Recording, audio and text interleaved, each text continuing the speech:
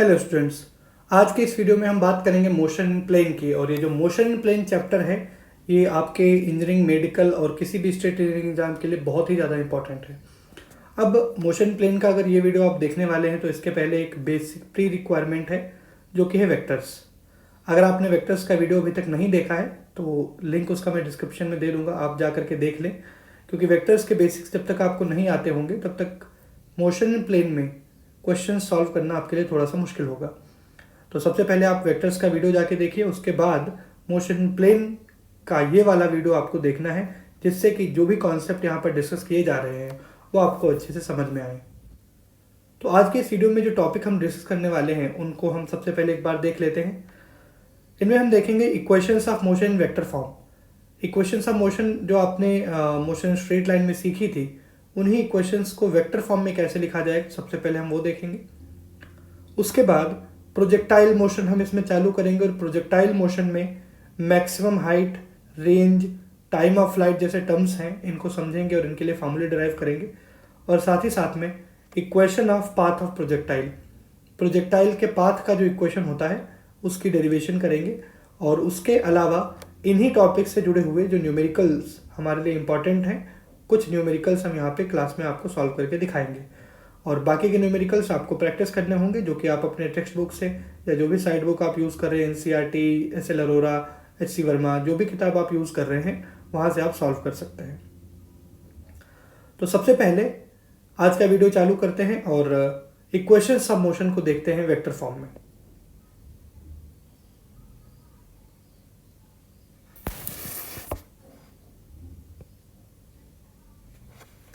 तो equations of motion जैसा कि आप जानते हैं, v is equal to u plus a t, s is equal to u t plus half a t square and v square is equal to u square plus two a s. इस तरीके से हम equations of motion लिखते हैं। अगर इन्हीं इक्वेशंस of मोशन को हम वेक्टर फॉर्म में लिखें तो कैसे लिखा जाएगा? वेक्टर फॉर्म में आएगा v vector is equal to u vector plus a vector into t. Time चूंकि स्केलर क्वांटिटी इसलिए इसके ऊपर एरो नहीं आएगा, तो ये हमारी फर्स्ट इक्वेशन हो गई।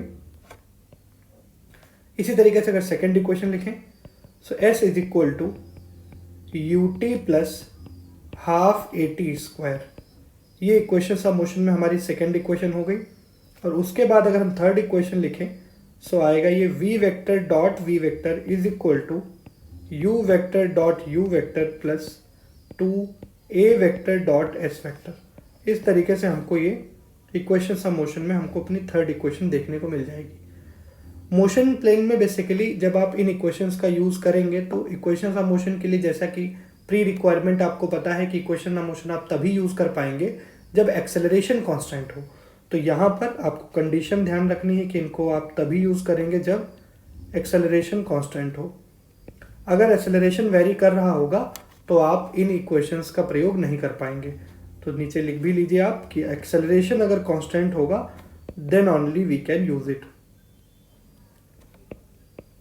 Then only we can use it. अगर एक्सेलरेशन कांस्टेंट नहीं हुआ तो आप इन इक्वेशंस का प्रयोग नहीं कर पाएंगे। So these are your equations of motion in vector form. अब वेक्टर फॉर्म में इक्वेशंस ऑफ मोशन हो गई। अब अगर इन्हीं इक्वेशंस ऑफ मोशन को सपोज हमको एक्स एक्सिस के लॉन्ग सेपरेटली प्रयोग में लाना है और वाई एक्सिस के लॉन्ग सेपरेटली प्रयोग में लाना है, तब इनका रूप कैसा हो जाएगा, इनका प्रयोग कैसे हम करेंगे, उनको हम देखेंगे। तो सबसे पहले अगर आप देखें एक्स एक्सिस के अलॉन्ग, अगर इन्हीं इक्वेशंस ऑफ मोशन को आप एक्स एक्सिस के अलॉन्ग प्रयोग करें तो कैसे करेंगे? तो अगर एक्स एक्सिस के अलॉन्ग प्रयोग करेंगे तो इन इक्वेशंस को हम ऐसे लिखना शुरू करेंगे, v x is equal to u x plus a x t. जब हम एक्स एक्सिस के लॉन्ग प्रयोग में ले रहे हैं तो वेलोसिटी यहाँ पर एक्स एक्सिस के लॉन्ग आ गई, ये फाइनल वेलोसिटी है एक्स एक्सिस के लॉन्ग, ये इनिशियल वेलोसिटी है एक्स एक्सिस के लॉन्ग, और ये एक्सेलरेशन है एक्स एक्सिस के लॉन्ग। इसी तरीके से s x is equal to u x t plus half a x t square. तो यहाँ पर सेकेंड इक्वेशन हमारी हो गई एक्स एक्सिस के लॉन्ग जब आप इसको लगाएंगे। और इसी तरीके से थर्ड इक्वेशन लिखे तो आएगा v x square is equal to u x square plus two a x s x.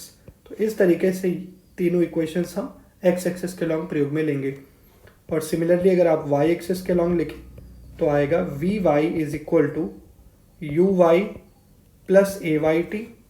Second equation होगी s Y is equal to you Y T plus half A Y T square. And third equation होगी v y square is equal to you y square plus 2ay s y. तो ये हमने x axis के long equation देखा, ये हमने y axis के long equation देखा। इन इक्वेशंस को सेपरेटली आप प्रयोग में ले सकते हैं। जैसे एक्स एक्सिस के लॉन्ग हमको कंपोनेंट्स का एनालिसिस करना है तो सीधे सीधे एक्स एक्सिस के लॉन्ग वाली जो इक्वेशंस हैं उनको प्रयोग में ले लेंगे। सिमिलरली वाई एक्सिस के लॉन्ग अगर करना है तो वाई एक्सिस के लॉन्ग वाली जो इक्वेशंस हैं उनका प्रयोग करके हम इसको सॉल्व करेंगे। यहाँ भी कंडीशन वही है कि एक्सेलरेशन जो ए एक्स और ए वाई है ये अगर कांस्टेंट है तभी आप इन इक्वेशंस के बारे में सोचेंगे। अगर ए एक्स और ए वाई का वैल्यू टाइम के साथ या पोजीशन के साथ वेरी कर रहा होगा तो आप इक्वेशंस ऑफ मोशन के बारे में नहीं सोचेंगे। अब चूंकि ये हमने देख लिया इक्वेशंस ऑफ मोशन केवल तभी प्रयोग में आएंगी जब एक्सेलरेशन कांस्टेंट होगा। तो सवाल खड़ा होता है कि अगर एक्सेलरेशन कांस्टेंट नहीं हुआ तब क्या करोगे। तो अगर एक्सेलरेशन कांस्टेंट नहीं हुआ तो हमारी जो बेसिक इक्वेशंस हमने इक्वेशंस ऑफ मोशन के पहले मोशन स्ट्रेट लाइन में निकाली थी हम उन्हीं का प्रयोग करेंगे। तो जरा उनको भी एक बार देख लेते हैं कि अगर हमारा मोशन हो रहा है वेरिएबल एक्सेलरेशन के साथ में, मतलब एक्सेलरेशन बदल रहा है, अगर एक्सेलरेशन कांस्टेंट नहीं है तो अगर एक्सेलरेशन कांस्टेंट नहीं हुआ तो आपको इक्वेशन ऑफ मोशन का प्रयोग तो करना नहीं है। तो अब हमारी जो बेसिक इक्वेशंस थी उनको लिख लेते हैं। बेसिक इक्वेशंस मैंने आपको क्या बताई थी मोशन स्ट्रेट लाइन में, v is equal to d s by d t. ये वेलोसिटी के लिए आपने देखा था कि वेलोसिटी सिंपली आप जो आपका डिस्प्लेसमेंट है उसको टाइम के रिस्पेक्ट में डिफरेंशिएट कर दें, यहाँ से वेलोसिटी आ जाएगा। एक्सेलरेशन के लिए फार्मूला था d v by d t, या फिर आप इसको v d v by d s भी लिख रहे थे, या फिर d two s by d t two भी हम इसको लिख रहे थे। तो ये इक्वेशंस हम यूज़ कर रहे थे मोशन स्ट्रेट लाइन में। यहाँ पर जब इन इक्वेशंस का हम प्रयोग करेंगे तो या तो वेक्टर फॉर्म में प्रयोग में ले लें इनको हम कि v vector is equal to d s by d t. Acceleration के लिए लिखेंगे simply d v by d t, या फिर v d v by d s, या फिर d two s by d t two. इस तरीके से या तो आप इसमें वेक्टर फॉर्म में प्रयोग में लें, इन्हीं इक्वेशंस का आप प्रयोग करें, लेकिन कैसे करें, वेक्टर फॉर्म में। या फिर आप क्या करें, एक्स एक्सेस और वाई एक्सेस के लॉन्ग दोनों इक्वेशंस जो आएंगी उनको आप अलग अलग प्रयोग में लें। तो अगर इन्हीं इक्वेशंस को मैं एक्स और वाई एक्सेस के लिए अगर सेपरेट करूं तो अगर इन्हीं इक्वेशंस का प्रयोग आप एक्स एक्सेस के लिए करें और वाई एक्सेस के लिए इन्हीं इक्वेशंस का प्रयोग अलग से करें तो एक्स एक्सेस के लॉन्ग जब इनका हम प्रयोग करेंगे तो इक्वेशन को लिख सकते हैं v x is equal to d x by d t. अब एक्स एक्सेस के लॉन्ग वेलोसिटी क्या मिलेगी, एक्स एक्सेस के अलॉन्ग जो डिस्प्लेसमेंट एक्स है उसको टाइम के रिस्पेक्ट में डिफरेंशिएट कर लीजिए, यहाँ से एक्स एक्सेस के लॉन्ग वेलोसिटी आ जाएगा। सिमिलरली एक्स एक्सेस के लॉन्ग एक्सेलरेशन चाहिए तो जो वेलोसिटी निकाली है एक्स एक्सिस के लॉन्ग उसको टाइम के रिस्पेक्ट में डिफरेंशिएट कर लो, या फिर v d v by d x, यहाँ पर डिस्प्लेसमेंट एक्स से रिप्लेस हो चुका है, या फिर d two x by d t two. तो अगर एक्स एक्सिस के लॉन्ग लगाओगे तो इस तरीके से इक्वेशंस का प्रयोग करोगे। और अगर वाई एक्सिस के लॉन्ग लगाना है so v y is equal to d y by d t, या फिर एक्सेलरेशन के लिए देखें हैं तो ये आ जाएगा d v y by d t is equal to v y d v y by d y is equal to d two y by d t two. तो इस तरीके से आपको इक्वेशंस का प्रयोग करना है एक्स एक्सेस और वाई एक्सेस के लॉन्ग। अब अभी तो मैंने सिर्फ आपको फार्मूला बताया, सीधे सीधे फार्मूला आपके सामने लिखा हुआ है, क्योंकि डिफरेंशियल इक्वेशंस इसलिए उतनी आसानी से समझ में बैठती नहीं है। तो इनको क्या करना है, जब तक आप क्वेश्चंस में प्रयोग करके नहीं देखेंगे तब तक ये उतने अच्छे से समझ में नहीं आएगा। क्यों, क्योंकि सीधे सीधे फार्मूले हैं ये। अब फार्मूलों की अंडरस्टैंडिंग हमारे रियल लाइफ से नहीं हो पाती ना उसके अच्छे तरीके से, तो उसके लिए आपको प्रयोग में इनको लेना पड़ेगा। तो इनके क्वेश्चंस हम अभी आगे करेंगे, बट उसके पहले प्रोजेक्टाइल मोशन का जुड़ा हुआ कॉन्सेप्ट है उसको हम इसी के साथ साथ डिस्कस करेंगे, और उसकी जो चीज़ें हैं पहले इनको समझ लेते हैं, फिर एक साथ न्यूमेरिकल इसके हम देखेंगे। तो टॉपिक है प्रोजेक्टाइल मोशन। अब ये प्रोजेक्टाइल हम किसको बोलते हैं इसको पहले समझ लें। सपोज ये हमारा ग्राउंड लेवल है, ये हमारा ग्राउंड लेवल है, और यहाँ पर कोई एक बॉडी है जिसका मास m है, और इस बॉडी को u वेलोसिटी से हॉरिजॉन्टल से थीटा एंगल पे हमने फेंका। तो जब हॉरिजॉन्टल से थीटा एंगल पर फेंकेंगे तो ये बॉडी ऐसे ऊपर जा करके दोबारा नीचे आके गिरेगी। तो ये जो बॉडी है, इस बॉडी को बोलते हैं प्रोजेक्टाइल। जो ये मास m का बॉडी आपने प्रोजेक्ट कर रखा है, इस मास m की बॉडी को बोलते हैं हम प्रोजेक्टाइल। जिस बॉडी को हम प्रोजेक्ट कर रहे हैं उसको बोलते हैं प्रोजेक्टाइल। और जो ये मोशन दिख रहा है, इस मोशन को बोलते हैं प्रोजेक्टाइल मोशन। इस मोशन को बोलते हैं प्रोजेक्टाइल मोशन। प्रोजेक्टाइल मोशन में जो मेन चीज है आपको ध्यान रखने वाली, वो ये है कि projectile motion basically acceleration due to gravity की वजह से हो रहा है। प्रोजेक्टाइल मोशन में कोई बाहरी फोर्स बॉडी पर लगातार एक्ट नहीं कर रहा है। बॉडी को आपने केवल इनिशियल वेलोसिटी देके प्रोजेक्ट किया है और उसके बाद बॉडी अपने आप जो मोशन कर रही है उस पर एक्सेलरेशन ड्यू टू ग्रेविटी का इफेक्ट पड़ रहा है। इसके अलावा और कोई भी इफेक्ट बॉडी पर नहीं पड़ रहा है। लेकिन अगर बॉडी पर कोई फोर्स लग रहा हुआ, सपोज कोई रॉकेट इंजन है या समथिंग लाइक दैट, तो वो प्रोजेक्टाइल नहीं कहा जाएगा। जैसे कोई एरोप्लेन उड़ रहा है तो एरोप्लेन का मोशन प्रोजेक्टाइल मोशन नहीं है, क्योंकि एरोप्लेन में फ्यूल बर्न हो रहा है, वो एक्सटर्नल फोर्स उस पर एक्ट कर रहा है जिसकी वजह से उसका मोशन हो रहा है। वहाँ पर एक्सेलरेशन ड्यू टू ग्रेविटी जो है वो डोमिनेटिंग नहीं है, वहाँ पर जो मोशन हो रहा है वो एक्सटर्नल फोर्स की प्रेजेंस में है। लेकिन प्रोजेक्टाइल मोशन हम केवल तभी कह पाते हैं जब मोशन तो हो रहा हो लेकिन वो किसके कंसिडरेशन में हो, एक्सेलरेशन ड्यू टू ग्रेविटी। वहाँ पर acceleration due to gravity dominate करके मोशन करवा रही हो तो उसको हम बोलेंगे प्रोजेक्टाइल मोशन। तो अगर ऐसे एग्जांपल्स दिए जाते हैं कि एक एरोप्लेन उड़ रहा है, बताओ प्रोजेक्टाइल मोशन है कि नहीं है, तो वो प्रोजेक्टाइल मोशन नहीं है। एक रॉकेट को आपने नीचे से प्रपल्सन सिस्टम अरेंज करके उसको ऊपर की तरफ मोशन करवा दिया तो उसमें भी फ्यूल बर्न हो रहा है, उसका भी मोशन प्रोजेक्टाइल मोशन नहीं है। तो प्रोजेक्टाइल मोशन कब होगा? एरोप्लेन से अगर कोई पैकेट वगैरह आप छोड़ते हैं तो वो जो पैकेट है वो जब मोशन करेगा तो नीचे आते आते उस पर बाहरी अब तो कोई फोर्स लगेगा नहीं, क्योंकि जैसे ही वो पैकेट एरोप्लेन से अलग होगा तो उसका मोशन अब सीधे सीधे एक्सेलरेशन ड्यू टू ग्रेविटी के प्रेजेंस में होगा। तो ऐसे में उस पैकेट के मोशन को हम प्रोजेक्टाइल मोशन कह सकते हैं, लेकिन एरोप्लेन का मोशन प्रोजेक्टाइल मोशन नहीं कहा जाएगा। इसी तरीके से जब भी किसी बॉडी को आप प्रोजेक्ट करेंगे तो उसका जो मोशन होगा उसको आप प्रोजेक्टाइल मोशन कहेंगे अगर उसका motion acceleration due to gravity की प्रेजेंस में हो रहा है। मतलब मेन जो मोशन करवाने वाला एलिमेंट है वो एक्सेलरेशन ड्यू टू ग्रेविटी है। अब एक दो चीज़ें हैं जो कि अजम्पशन के रूप में यहाँ पर आपको बताई जाती हैं। जैसे प्रोजेक्टाइल मोशन के दौरान यूजुअली हम air effect is neglected, air को हम नेग्लेक्ट करके चलते हैं। एयर इफेक्ट इज नेग्लेक्टेड, जो सराउंडिंग में हमारे पास एयर प्रेजेंट है उसके इफेक्ट को हम नेग्लेक्ट करते हैं, पहली चीज। सेकेंड जो अजम्पशन है वो हम यूज करते हैं कि acceleration due to gravity, usually क्या होता है, एक्सेलरेशन ड्यू टू ग्रेविटी जो होती है ये अर्थ के सरफेस से जैसे जैसे आप ऊपर जाओगे तो ये कम होता है। क्यों? क्योंकि अर्थ का जो ग्रेविटेशनल पुल है वो सरफेस पर सबसे ज़्यादा होता है, और जैसे जैसे अर्थ के सरफेस से आप ऊपर जाएंगे तो अर्थ का जो ग्रेविटेशनल पुल है वो कम होता जाता है। लेकिन यहाँ पर जब आप प्रोजेक्टाइल मोशन से जुड़े हुए सवालों को सॉल्व कर रहे होंगे तो आपको ध्यान रखना है कि यहाँ पर एक्सेलरेशन ड्यू टू ग्रेविटी को हम कांस्टेंट मानेंगे। तो सेकंड अजम्पशन आप लिख सकते हैं, acceleration due to gravity, acceleration due to gravity small g is considered constant. Acceleration due to gravity small g को हम कांस्टेंट मान के चलते हैं। तो ये सेकंड अजम्पशन भी आपको ध्यान में रखना है।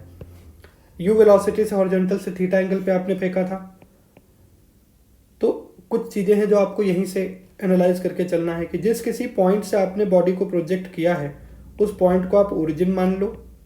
हॉरिजॉन्टल हमारा हो गया एक्स एक्सिस, वर्टिकल हमारा हो गया वाई एक्सिस। तो इस तरीके से आप एक्स और वाई एक्सिस बना लेंगे।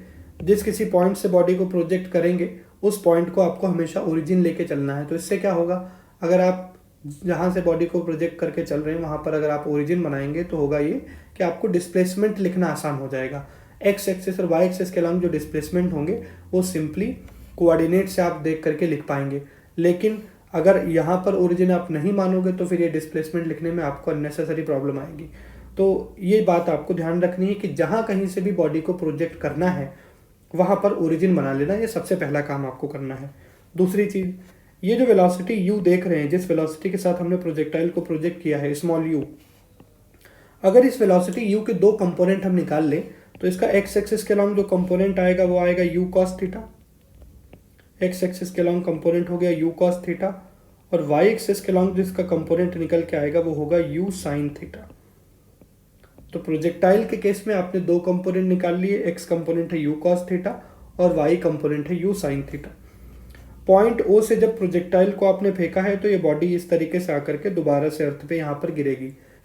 बॉडी की वेलोसिटी का जो वर्टिकल कंपोनेंट यहाँ पर है, जिसको आप यू साइन थीटा देख रहे हैं, तो ये जो यू साइन थीटा का कंपोनेंट है, यू साइन थीटा वाला कंपोनेंट रिस्पॉन्सिबल है बॉडी को ग्राउंड के सरफेस से ऊपर ले जाने के लिए। स्मॉल यू साइन थीटा का वैल्यू जितना ज़्यादा होगा, ये जो स्मॉल यू साइन थीटा आप देख रहे हैं ना, इसका वैल्यू जितना ज़्यादा होगा बॉडी उतना ज़्यादा ऊपर तक जाएगी।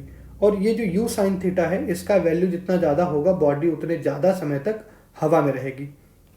तो बॉडी के मोशन के लिए यू साइन थीटा की रेलेवेंस इस तरीके से बढ़ जाती है कि यू साइन थीटा, ये जो वर्टिकल वेलोसिटी आप देख रहे हो यू साइन थीटा, ये जितना ज़्यादा होगा बॉडी उतना ज़्यादा ऊपर तक जाएगी, क्योंकि यू साइन थीटा ही है जो बॉडी को ऊपर लेके जाएगा।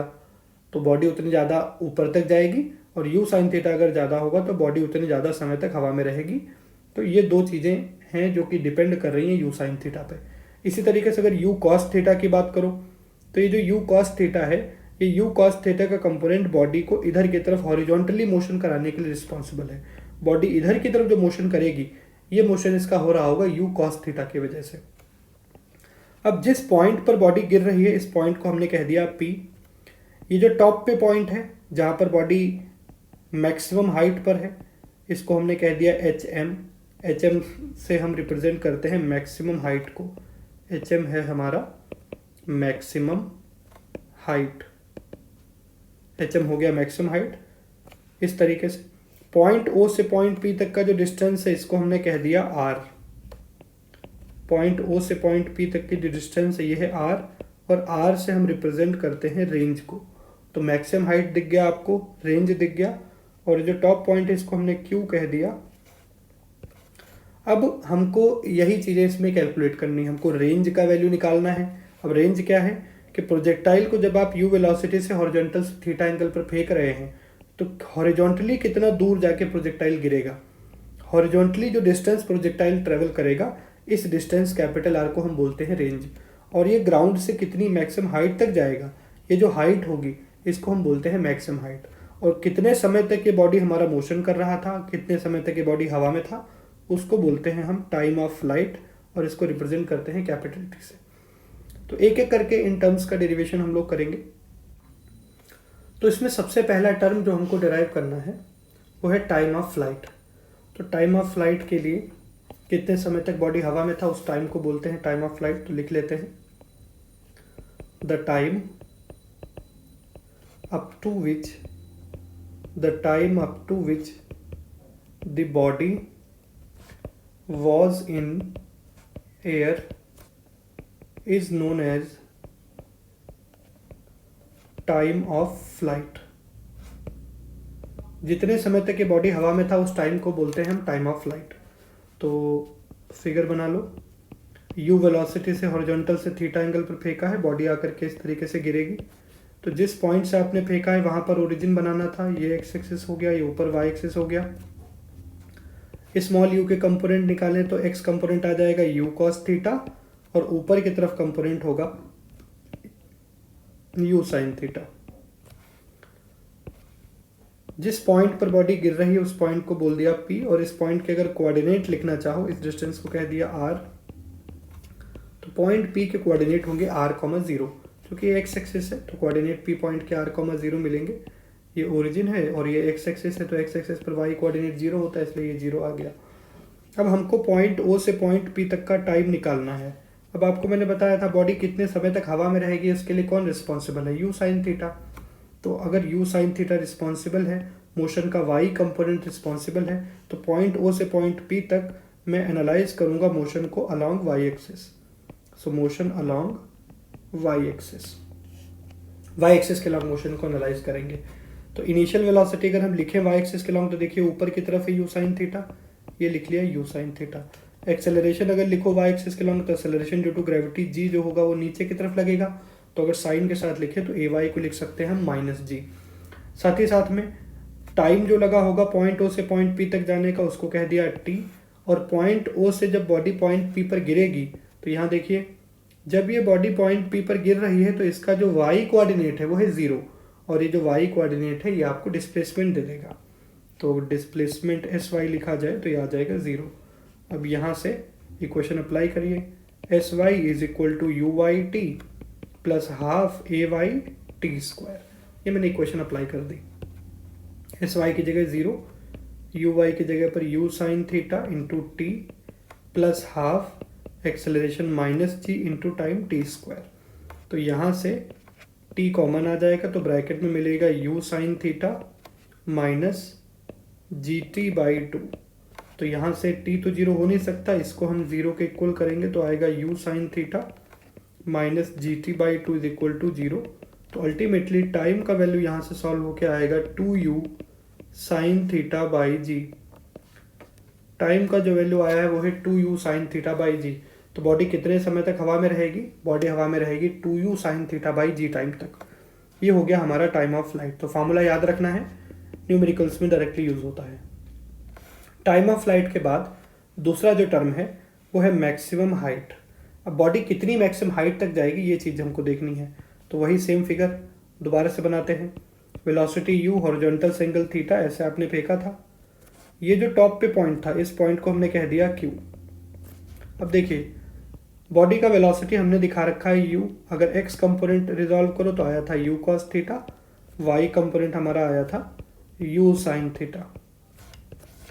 इधर है x एक्सिस, ऊपर की तरफ है y एक्सिस। तो अगर पॉइंट q के कोऑर्डिनेट लिखना चाहें तो ये जो मैक्सिमम हाइट आपको मिल रहा है ये r/2 पर होता है। अगर r को आप रेंज बोल दो तो r/2 पर आपको मैक्सिमम हाइट मिलेगा और इसको हमने कह दिया hm। तो पॉइंट q के कोऑर्डिनेट मिल जाएंगे r/2, hm। x कोऑर्डिनेट यहाँ से यहाँ तक डिस्टेंस है जो कि है r/2 और y कोऑर्डिनेट यहाँ से ऊपर की तरफ डिस्टेंस है जो कि आया है hm। अब देखिए जैसा कि मैंने आपको बता रखा है कि भाई u साइन थीटा ही है जो रिस्पॉन्सिबल है बॉडी कितनी हाइट तक जाएगी। तो आपको y एक्सिस के अलॉन्ग मोशन को एनालाइज करना पड़ेगा। तो लिख लीजिए motion along y axis, motion along y axis. y axis के अलॉन्ग हम मोशन को एनालाइज कर रहे हैं। एक चीज़ और, बॉडी के लिए जैसे मैंने बताया u साइन थीटा रिस्पॉन्सिबल है, तो जब तक बॉडी के पास ये वर्टिकल वेलोसिटी का कंपोनेंट रहेगा तब तक बॉडी ऊपर की तरफ जाएगा। अब सपोज वर्टिकल वेलोसिटी वाला ये कंपोनेंट 0 हो गया तो उसके बाद बॉडी नीचे आना शुरू हो जाएगा। तो ये जो टॉप मोस्ट पॉइंट है Q, यहाँ पर ऊपर की तरफ y एक्सिस के अलॉन्ग जो वेलोसिटी मिलेगा Vy, ये 0 आएगा। क्यों 0 आएगा? क्योंकि अगर ये वेलोसिटी Vy 0 ना हुआ होता तो बॉडी और ऊपर जाता, लेकिन क्योंकि ये मैक्सिमम हाइट है तो यहाँ से इसके ऊपर बॉडी जा नहीं रही, इसका मतलब Vy है 0। तो यहाँ पर y एक्सिस के अलॉन्ग वाले जो भी कंपोनेंट है एक एक करके लिखो। Uy आ जाएगा u साइन थीटा, ऊपर की तरफ है ये। फाइनली Q पॉइंट पर जो वेलोसिटी मिला है वो Vy आया है 0। एक्सेलरेशन जो y एक्सिस की डायरेक्शन में है वो नीचे की तरफ एक्ट करेगा, इसको हमने कह दिया -g। और अगर आप डिस्प्लेसमेंट निकालना चाहते हैं y एक्सिस के लॉन्ग तो सीधे सीधे बताया था मैंने, आप y कोऑर्डिनेट देख लो। यहाँ पर y एक्सिस के लॉन्ग डिस्प्लेसमेंट चाहिए sy, तो यहाँ का y कोऑर्डिनेट देख लो जो कि है hm। तो इसकी जगह पुट कर दो hm। अब इन 4 वेरिएबल्स को लेकर के कौन सी इक्वेशन यहाँ पे बैठेगी? तो बात आती है कि भाई थर्ड इक्वेशन आ जाएगी। So Vy square is equal to Uy square plus 2 ay sy। Value put करें, Vy की जगह 0, Uy की जगह पर u sine theta whole square plus 2 acceleration -g और sy का वैल्यू है hm। तो यहाँ से 2ghm is equal to u square sine square theta. So hm का वैल्यू आएगा u square sine square theta by 2g। ये हमारा मैक्सिमम हाइट है। मैक्सिमम हाइट का फार्मूला है u square sine square theta by 2g। फार्मूला याद रखना है, इसका भी प्रयोग हम कर पाएंगे आगे। कुछ कुछ चीज़ें यहाँ पे हैं जो सीधे सीधे आप यहाँ से फार्मूले से समझ सकते हैं कि जैसे अगर आपको चाहिए हो कि बॉडी मैक्सिमम हाइट तक जाए, मतलब ये जो मैक्सिमम हाइट है इसको भी अगर आप मैक्सिमाइज करना चाह रहे हैं तो उसके लिए थीटा कितना रखना पड़ेगा? 90 डिग्री, क्योंकि अगर थीटा 90 डिग्री होगा तो साइन थीटा का वैल्यू मैक्सिमम होगा। तो ऐसे में जो मैक्सिमम हाइट आपकी आई है ये और मैक्सिमाइज हो जाएगी। तो आप लिख सकते हैं at theta is equal to 90 degree. अगर थीटा 90 कर दें तो hm का भी जो मैक्सिमम वैल्यू आएगा ये आ जाएगा u स्क्वायर बाई 2g। तो सीधे सीधे जानकारी के लिए है, आप ध्यान रख सकते हैं। ये है मैक्सिमम हाइट के लिए। इसके बाद जो तीसरा टर्म है प्रोजेक्टाइल के लिए जिसको कि हम बोलते हैं रेंज, इसको भी देख लेते हैं। तो यहाँ से आपने प्रोजेक्टाइल को यू वेलोसिटी से थीटा एंगल पर फेंका है और ये बॉडी आकर के दोबारा से पी पॉइंट पर गिरी है। ये theta angle, x velocity u cos theta, y velocity u sine theta. ये जो डिस्टेंस है पॉइंट ओ से पॉइंट पी तक, इस डिस्टेंस को हमने कह दिया कैपिटल आर, जो कि है रेंज। अब पॉइंट पी के कोऑर्डिनेट लिखिए r,0, अभी लिख ही चुके हैं हम। अब ध्यान से देखना है आपको कि जब इस बॉडी को आप फेंक रहे हैं तो जो u cos थीटा कंपोनेंट है ये बॉडी को ऐसे हॉरिजॉन्टली मूव कराने के लिए रिस्पॉन्सिबल है। जैसे u sin थीटा ऊपर लेके गया था क्योंकि u sin थीटा का डायरेक्शन ऊपर की तरफ है, वैसे ही u sin थीटा जो होगा ये इसको हॉरिजॉन्टल मूवमेंट प्रोवाइड करेगा। अब अगर u sin theta horizontal movement provide कर रहा है तो ये जो कैपिटल आर का वैल्यू आएगा ये कितना आएगा, इसको पहले समझिए। तो जो कि है ये कि u sin थीटा को अगर आप देखें तो x एक्सिस के अलोंग पार्टिकल पर कोई भी एक्सेलरेशन नहीं लग रहा। अगर आप x एक्सिस के अलोंग एक्सेलरेशन निकालो तो जीरो है, और अगर x एक्सिस के अलोंग एक्सेलरेशन जीरो है तो ये जो u cos थीटा वेलोसिटी है ये वेरी नहीं करेगी। इसको थोड़ा ध्यान से समझिएगा कि अगर आप पॉइंट O से पॉइंट P तक के लिए मोशन अलोंग x एक्सिस देखें, मोशन अलोंग x एक्सिस, अगर हम x एक्सिस के अलोंग मोशन को देखें तो जो ux मिला है जो कि आया है मेरे पास u cos theta. x axis के अलोंग जो बॉडी का वेलोसिटी मिला है वो कितना है, u cos theta. u cos theta की वजह से बॉडी इधर जाएगा। और अगर आप x एक्सिस के अलोंग एक्सेलरेशन देखो तो आएगा जीरो। एक्सेलरेशन जीरो होने का मतलब ये है कि वेलोसिटी वेरी नहीं करेगी, क्योंकि एक्सेलरेशन ही है जो वेलोसिटी को कम या ज़्यादा करता है। अगर एक्सेलरेशन वेलोसिटी को सपोर्ट कर रहा है तो वेलोसिटी को बढ़ा देगा, एक्सेलरेशन वेलोसिटी को अपोज कर रहा है तो वेलोसिटी को कम कर देगा। लेकिन अगर एक्सेलरेशन जीरो हो तो वेलोसिटी में कोई चेंज नहीं आएगा। इसका मतलब u cos थीटा जो कंपोनेंट आपको दिख रहा है वेलोसिटी का x एक्सिस के अलोंग, ये कांस्टेंट बना रहेगा पूरे मोशन में। आप किसी भी पॉइंट पर x एक्सिस के अलोंग वेलोसिटी लिखें तो ये हमेशा आपको u cos थीटा ही मिलेगा। टॉप पॉइंट पर भी वेलोसिटी जीरो नहीं होती है, ये होता है u cos थीटा। बहुत सारे बच्चे यहाँ कंफ्यूज रहते हैं कि यार टॉप पॉइंट पर, प्रोजेक्टाइल के टॉप मोस्ट पॉइंट पर वेलोसिटी कितना होगा, तो जीरो बोल देते हैं। बट वो टॉप पॉइंट पर वेलोसिटी जीरो तो है, लेकिन वो केवल y component of velocity zero है। x component of velocity top point पर भी बना रहता है जो कि होता है u cos थीटा। तो इसको ध्यान रखना है, टॉप मोस्ट पॉइंट पर वेलोसिटी जीरो नहीं होती। टॉप मोस्ट पॉइंट पर जो वेलोसिटी होती है वो u cos थीटा होती है, और केवल y component of velocity top most point पर जीरो होता है। तो एक्सेलरेशन जीरो है। और पॉइंट O से पॉइंट P तक जाने का जो टाइम है इसको हमने कहा था टाइम ऑफ फ्लाइट, जिसका वैल्यू आप निकाल चुके हैं, जो कि आया था हमारे पास 2u sin थीटा बाई जी। और अगर आप डिस्प्लेसमेंट देखें पॉइंट P पर कितना हो गया है तो Sx का वैल्यू आपको मिल जाएगा r। सीधे सीधे आप x कोऑर्डिनेट देख लें, यहाँ से Sx मिल जाएगा। अब इन वेरिएबल्स के साथ में कौन सी इक्वेशन फिट बैठेगी, सेकेंड इक्वेशन लगा दीजिए। Sx is equal to ux t plus half ax t square, value put करिए। Sx की जगह पर कैपिटल R, ux की जगह पर u cos थीटा, टाइम की जगह पर 2u sin theta by g, plus 1/2। अब ax का वैल्यू जीरो है, अब जीरो इंटू टी स्क्वायर ये करोगे ये वाला पूरा टर्म तो जीरो हो गया। तो r का वैल्यू कितना आएगा, u इंटू यू करें तो u स्क्वायर, साथ में 2 sin theta cos theta by g. Maths में एक फार्मूला होता है sin 2 थीटा का, sin 2 थीटा होता है हमारे पास 2 sin थीटा cos थीटा। तो ये जो फार्मूला है इसको अगर मैं इधर अप्लाई कर दूं तो रेंज मुझे मिल जाएगा यहाँ से u square sin 2 theta, u square sin 2 theta by g. Range का जो फार्मूला आया है वो आया है u square sin 2 theta by g. ये हमको रेंज का फार्मूला मिला है, याद रखना है आपको, u square sin 2 theta by g. अब इसमें भी जो आपने रेंज का ये फार्मूला निकाला है इसमें भी आपके कुछ की पॉइंट्स हैं। तो पहला की पॉइंट क्या है, पहला की पॉइंट इसमें ये है कि अगर आप चाहते हैं कि रेंज मैक्सिमम हो, आर को मैक्सिमाइज करना चाहते हैं, रेंज की वैल्यू को मैक्सिमाइज करना चाहते हैं, तो रेंज मैक्सिमम तब होगा जब sin 2 थीटा मैक्सिमम होगा, और साइन और कॉस वाले फंक्शंस का मैक्सिमम वैल्यू 1 होता है।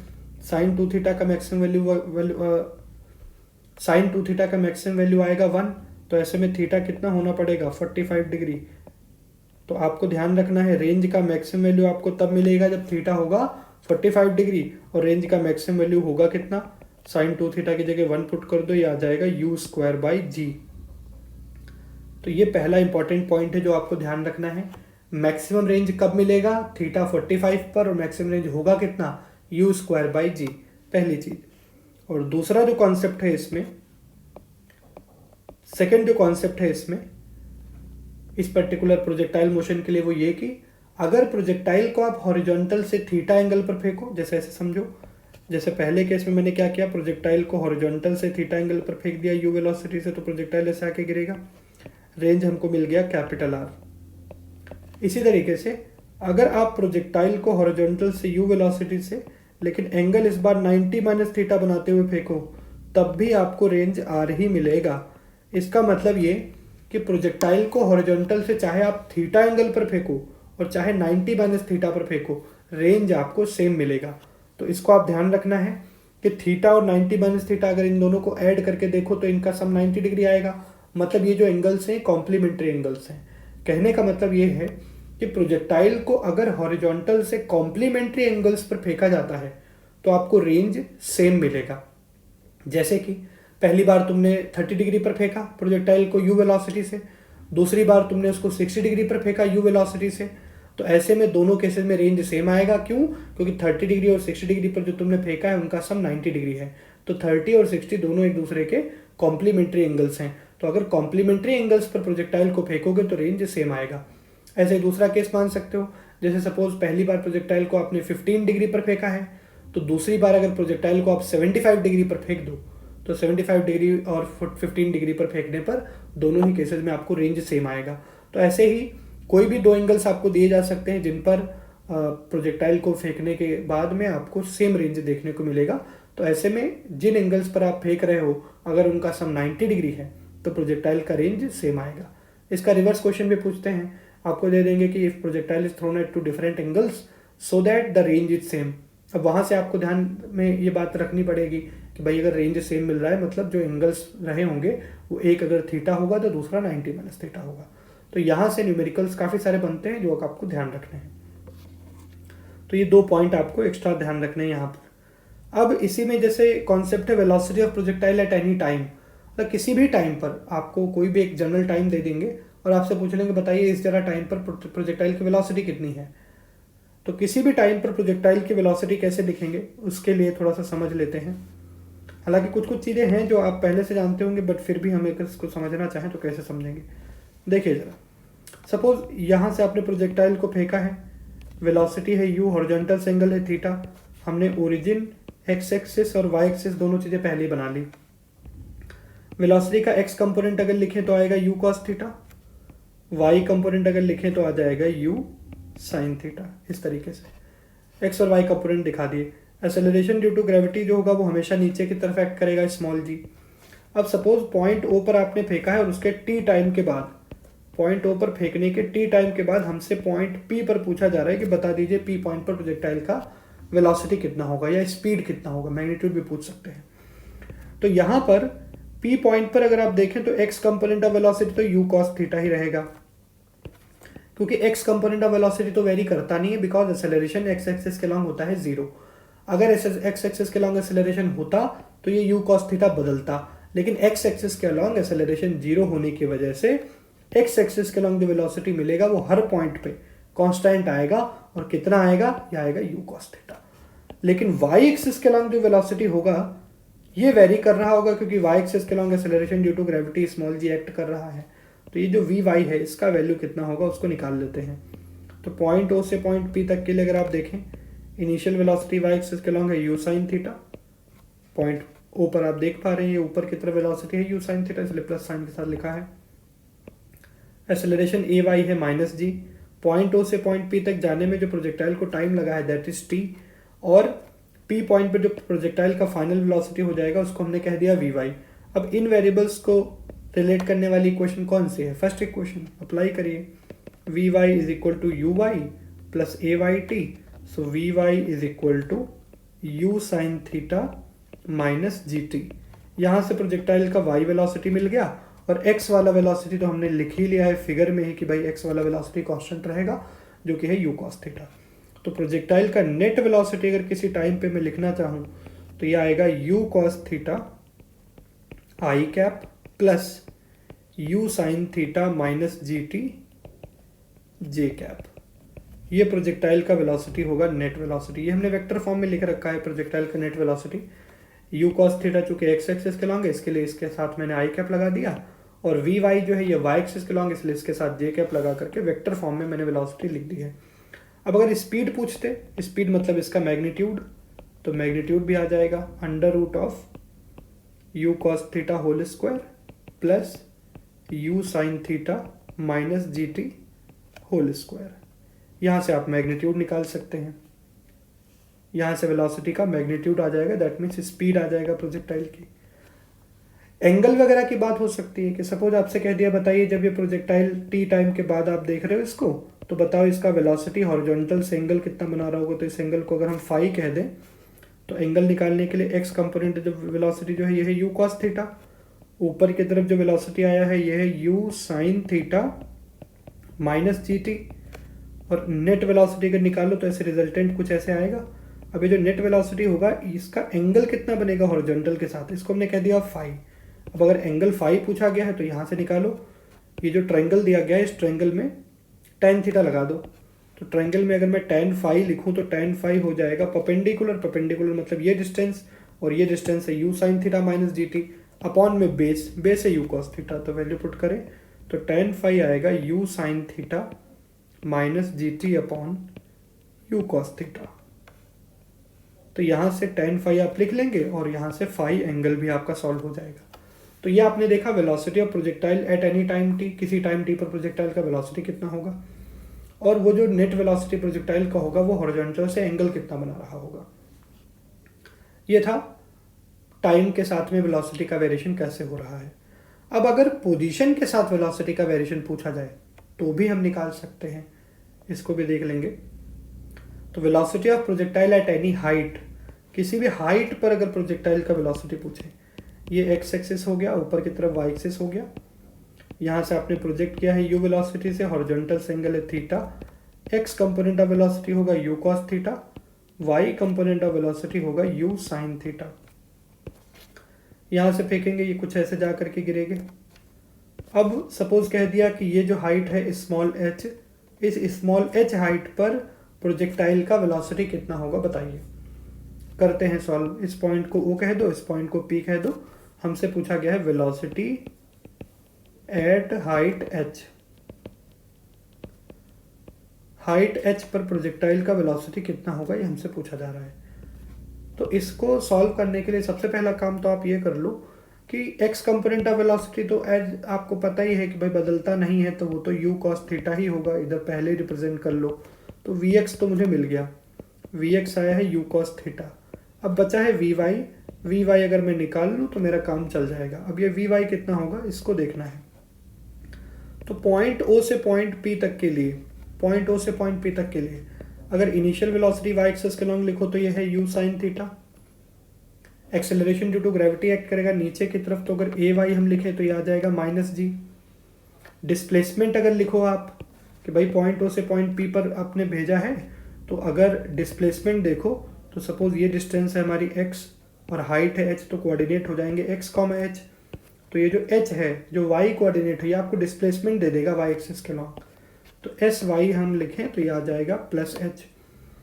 एक्सेलरेशन लिख लिया, इनिशियल वेलोसिटी लिख लिया, अब हमको फाइनल वेलोसिटी वी वाई चाहिए थी, तो फाइनल वेलोसिटी वी वाई। अब इन चार वेरिएबल्स को रिलेट करने वाले जो इक्वेशन है वो हमारी थर्ड इक्वेशन है, तो थर्ड इक्वेशन अप्लाई करें।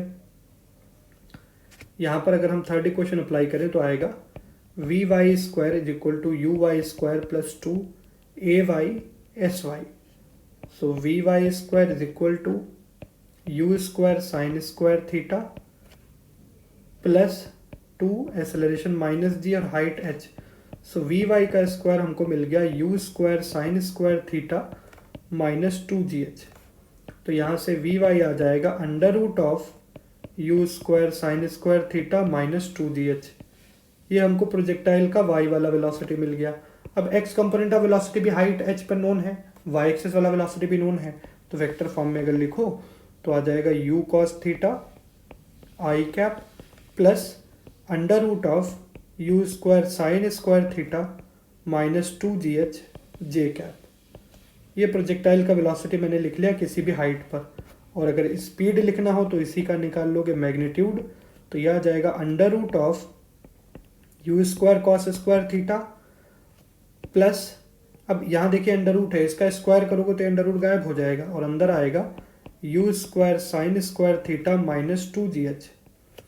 तो यहाँ पे आपको मिल जाएगा √, अब यहाँ दो टर्म है आपके पास, अगर इन दोनों में u² कॉमन ले लो तो ब्रैकेट में आएगा sin square theta plus cos square theta, जिसका वैल्यू होता है 1। तो सिंपली u² -2gh किसी भी हाइट पर प्रोजेक्टाइल का वेलोसिटी आप लिख पाएंगे। और अगर स्पीड लिखना हो तो इस फॉर्मूले से आपको स्पीड भी मिल जाएगा। यह है स्पीड। मैग्नीट्यूड है बेसिकली, वेलोसिटी अगर आपको नोन है तो मैग्नीट्यूड तो निकल ही जाएगा। और अगर वैसे ही आपसे एंगल की भी बात कर ली जाए तो x कंपोनेंट ऑफ वेलोसिटी है u cos theta, y component of velocity है √u² sin square theta -2gh। तो अगर वेलोसिटी जो एंगल बनाएगी, जो नेट वेलोसिटी हमारा आया है, ये हॉरिजॉन्टल से जो एंगल बना रहा है इसको अगर हम फाई कह दें, सो जो tan फाई आएगा ये होगा √u² sin square theta -2gh upon u cos theta. यहाँ से हमको tan फाई मिल जाएगा। tan फाई मतलब फाई जो एंगल है वो हॉरिजॉन्टल से एंगल है, तो आप tan फाई एंगल भी बना सकते हैं। तो फार्मूले याद रखने हैं, काफ़ी सारी कैलकुलेशंस हैं, तो इनको कोशिश करो प्रैक्टिस में डालने की, क्योंकि सब कुछ याद नहीं किया जा सकता। अब धीरे धीरे प्रैक्टिस में अगर आपकी चीज़ें आ जाएंगी, जैसे नीट वगैरह के क्वेश्चन हुए तो उनमें डायरेक्टली फार्मूले जो आपने निकाल रखे हैं इनका प्रयोग किया जा सकता है। लेकिन इंजीनियरिंग के क्वेश्चन जब कभी भी आते हैं तो आपके लिए प्रोसीजर आना जरूरी है। अगर प्रोसीजर नहीं आएगा तो नए क्वेश्चन आप बना नहीं पाएंगे। तो ऐसे में ये जो कैलकुलेशंस मैं कर रहा हूँ इनको साथ साथ करने का प्रयास करते रहो, और डेरिवेशन जो चल रही है इसको समझ करके खुद से भी करने का प्रयास करो, क्योंकि अगर आप डेरिवेशंस वाले स्टेप्स ठीक से समझ जाएंगे तो अगर कोई नया क्वेश्चन भी आएगा तो उसमें भी आप कुछ सोच करके क्वेश्चंस को बनाने का प्रयास कर पाएंगे। इसके बाद है equation of path of projectile. Projectile जो हम देख रहे हैं उसका जो पाथ है, जैसे इस तरीके से आगे गिर रहा है तो उसका जो ये पाथ है, इस पाथ का इक्वेशन क्या होगा। पाथ की इक्वेशन भी हमको काफ़ी सारी इंपॉर्टेंट चीज़ें बताती है। न्यूमेरिकल्स वगैरह भी इस पर्टिकुलर इक्वेशन से डायरेक्टली सॉल्व हो जाते हैं, तो उसको भी देख लेते हैं। सपोज u वेलोसिटी से हॉरिजॉन्टल से थीटा एंगल पर आपने फेंका है तो ऐसे आके गिरेगा। ये पॉइंट है O। जिस पॉइंट से आप इसको प्रोजेक्ट कर रहे हैं, यहाँ पर x एक्सिस और y एक्सिस का फॉर्मेशन हमने कर दिया, तो x कंपोनेंट ऑफ वेलोसिटी मिल जाएगा u cos theta, y component of velocity हो जाएगा u sin थीटा। अब सपोज अगर मैं टाइम t के बाद ये जो प्रोजेक्टाइल है, इस प्रोजेक्टाइल का डिस्प्लेसमेंट में लिखना चाहूँ, तो सपोज टाइम t के बाद ये प्रोजेक्टाइल पॉइंट P पर पहुँच गया है और इसके कोऑर्डिनेट हैं x, y। तो इसका मतलब है x एक्सिस के लॉन्ग पार्टिकल ने x डिस्टेंस ट्रेवल किया है और ऊपर की तरफ पार्टिकल ने y डिस्टेंस ट्रेवल किया है।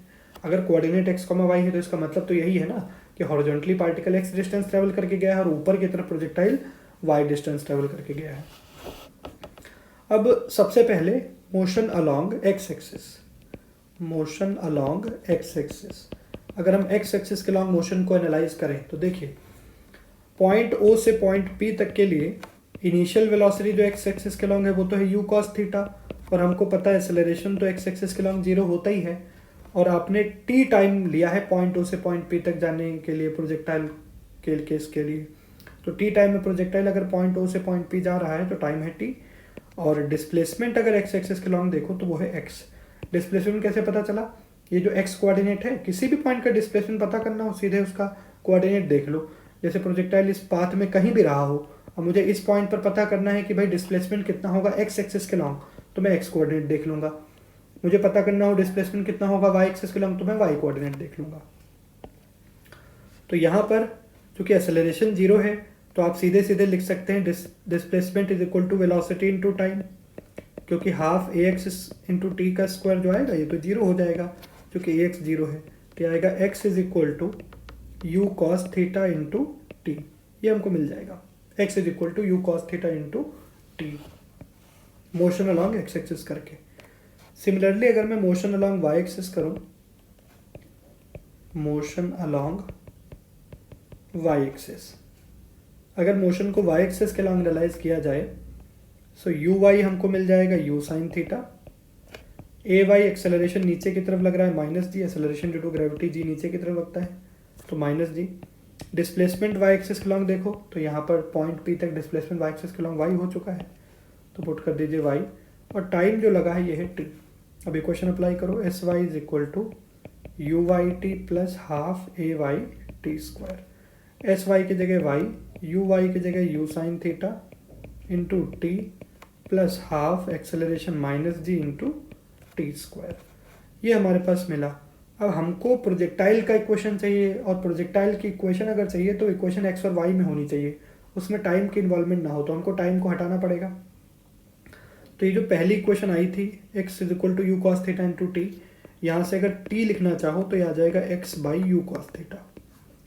ये वैल्यू उठा के इधर पुट करो, सो वाई मिलेगा यू साइन थीटा, टी की जगह पर x by u cos theta, ये माइनस जी जो था उसमें से माइनस मैंने बाहर निकाल लिया, इधर आ जाएगा half into g into x by u cos theta का होल स्क्वायर।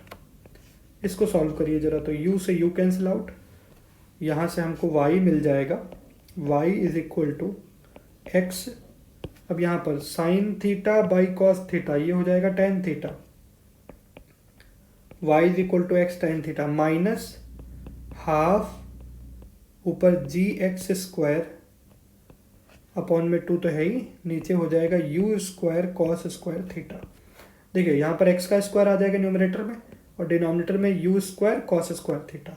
तो ये जो इक्वेशन आई है y is equal to x tan theta minus g x square upon two u square cos square theta, ये प्रोजेक्टाइल के path की equation है।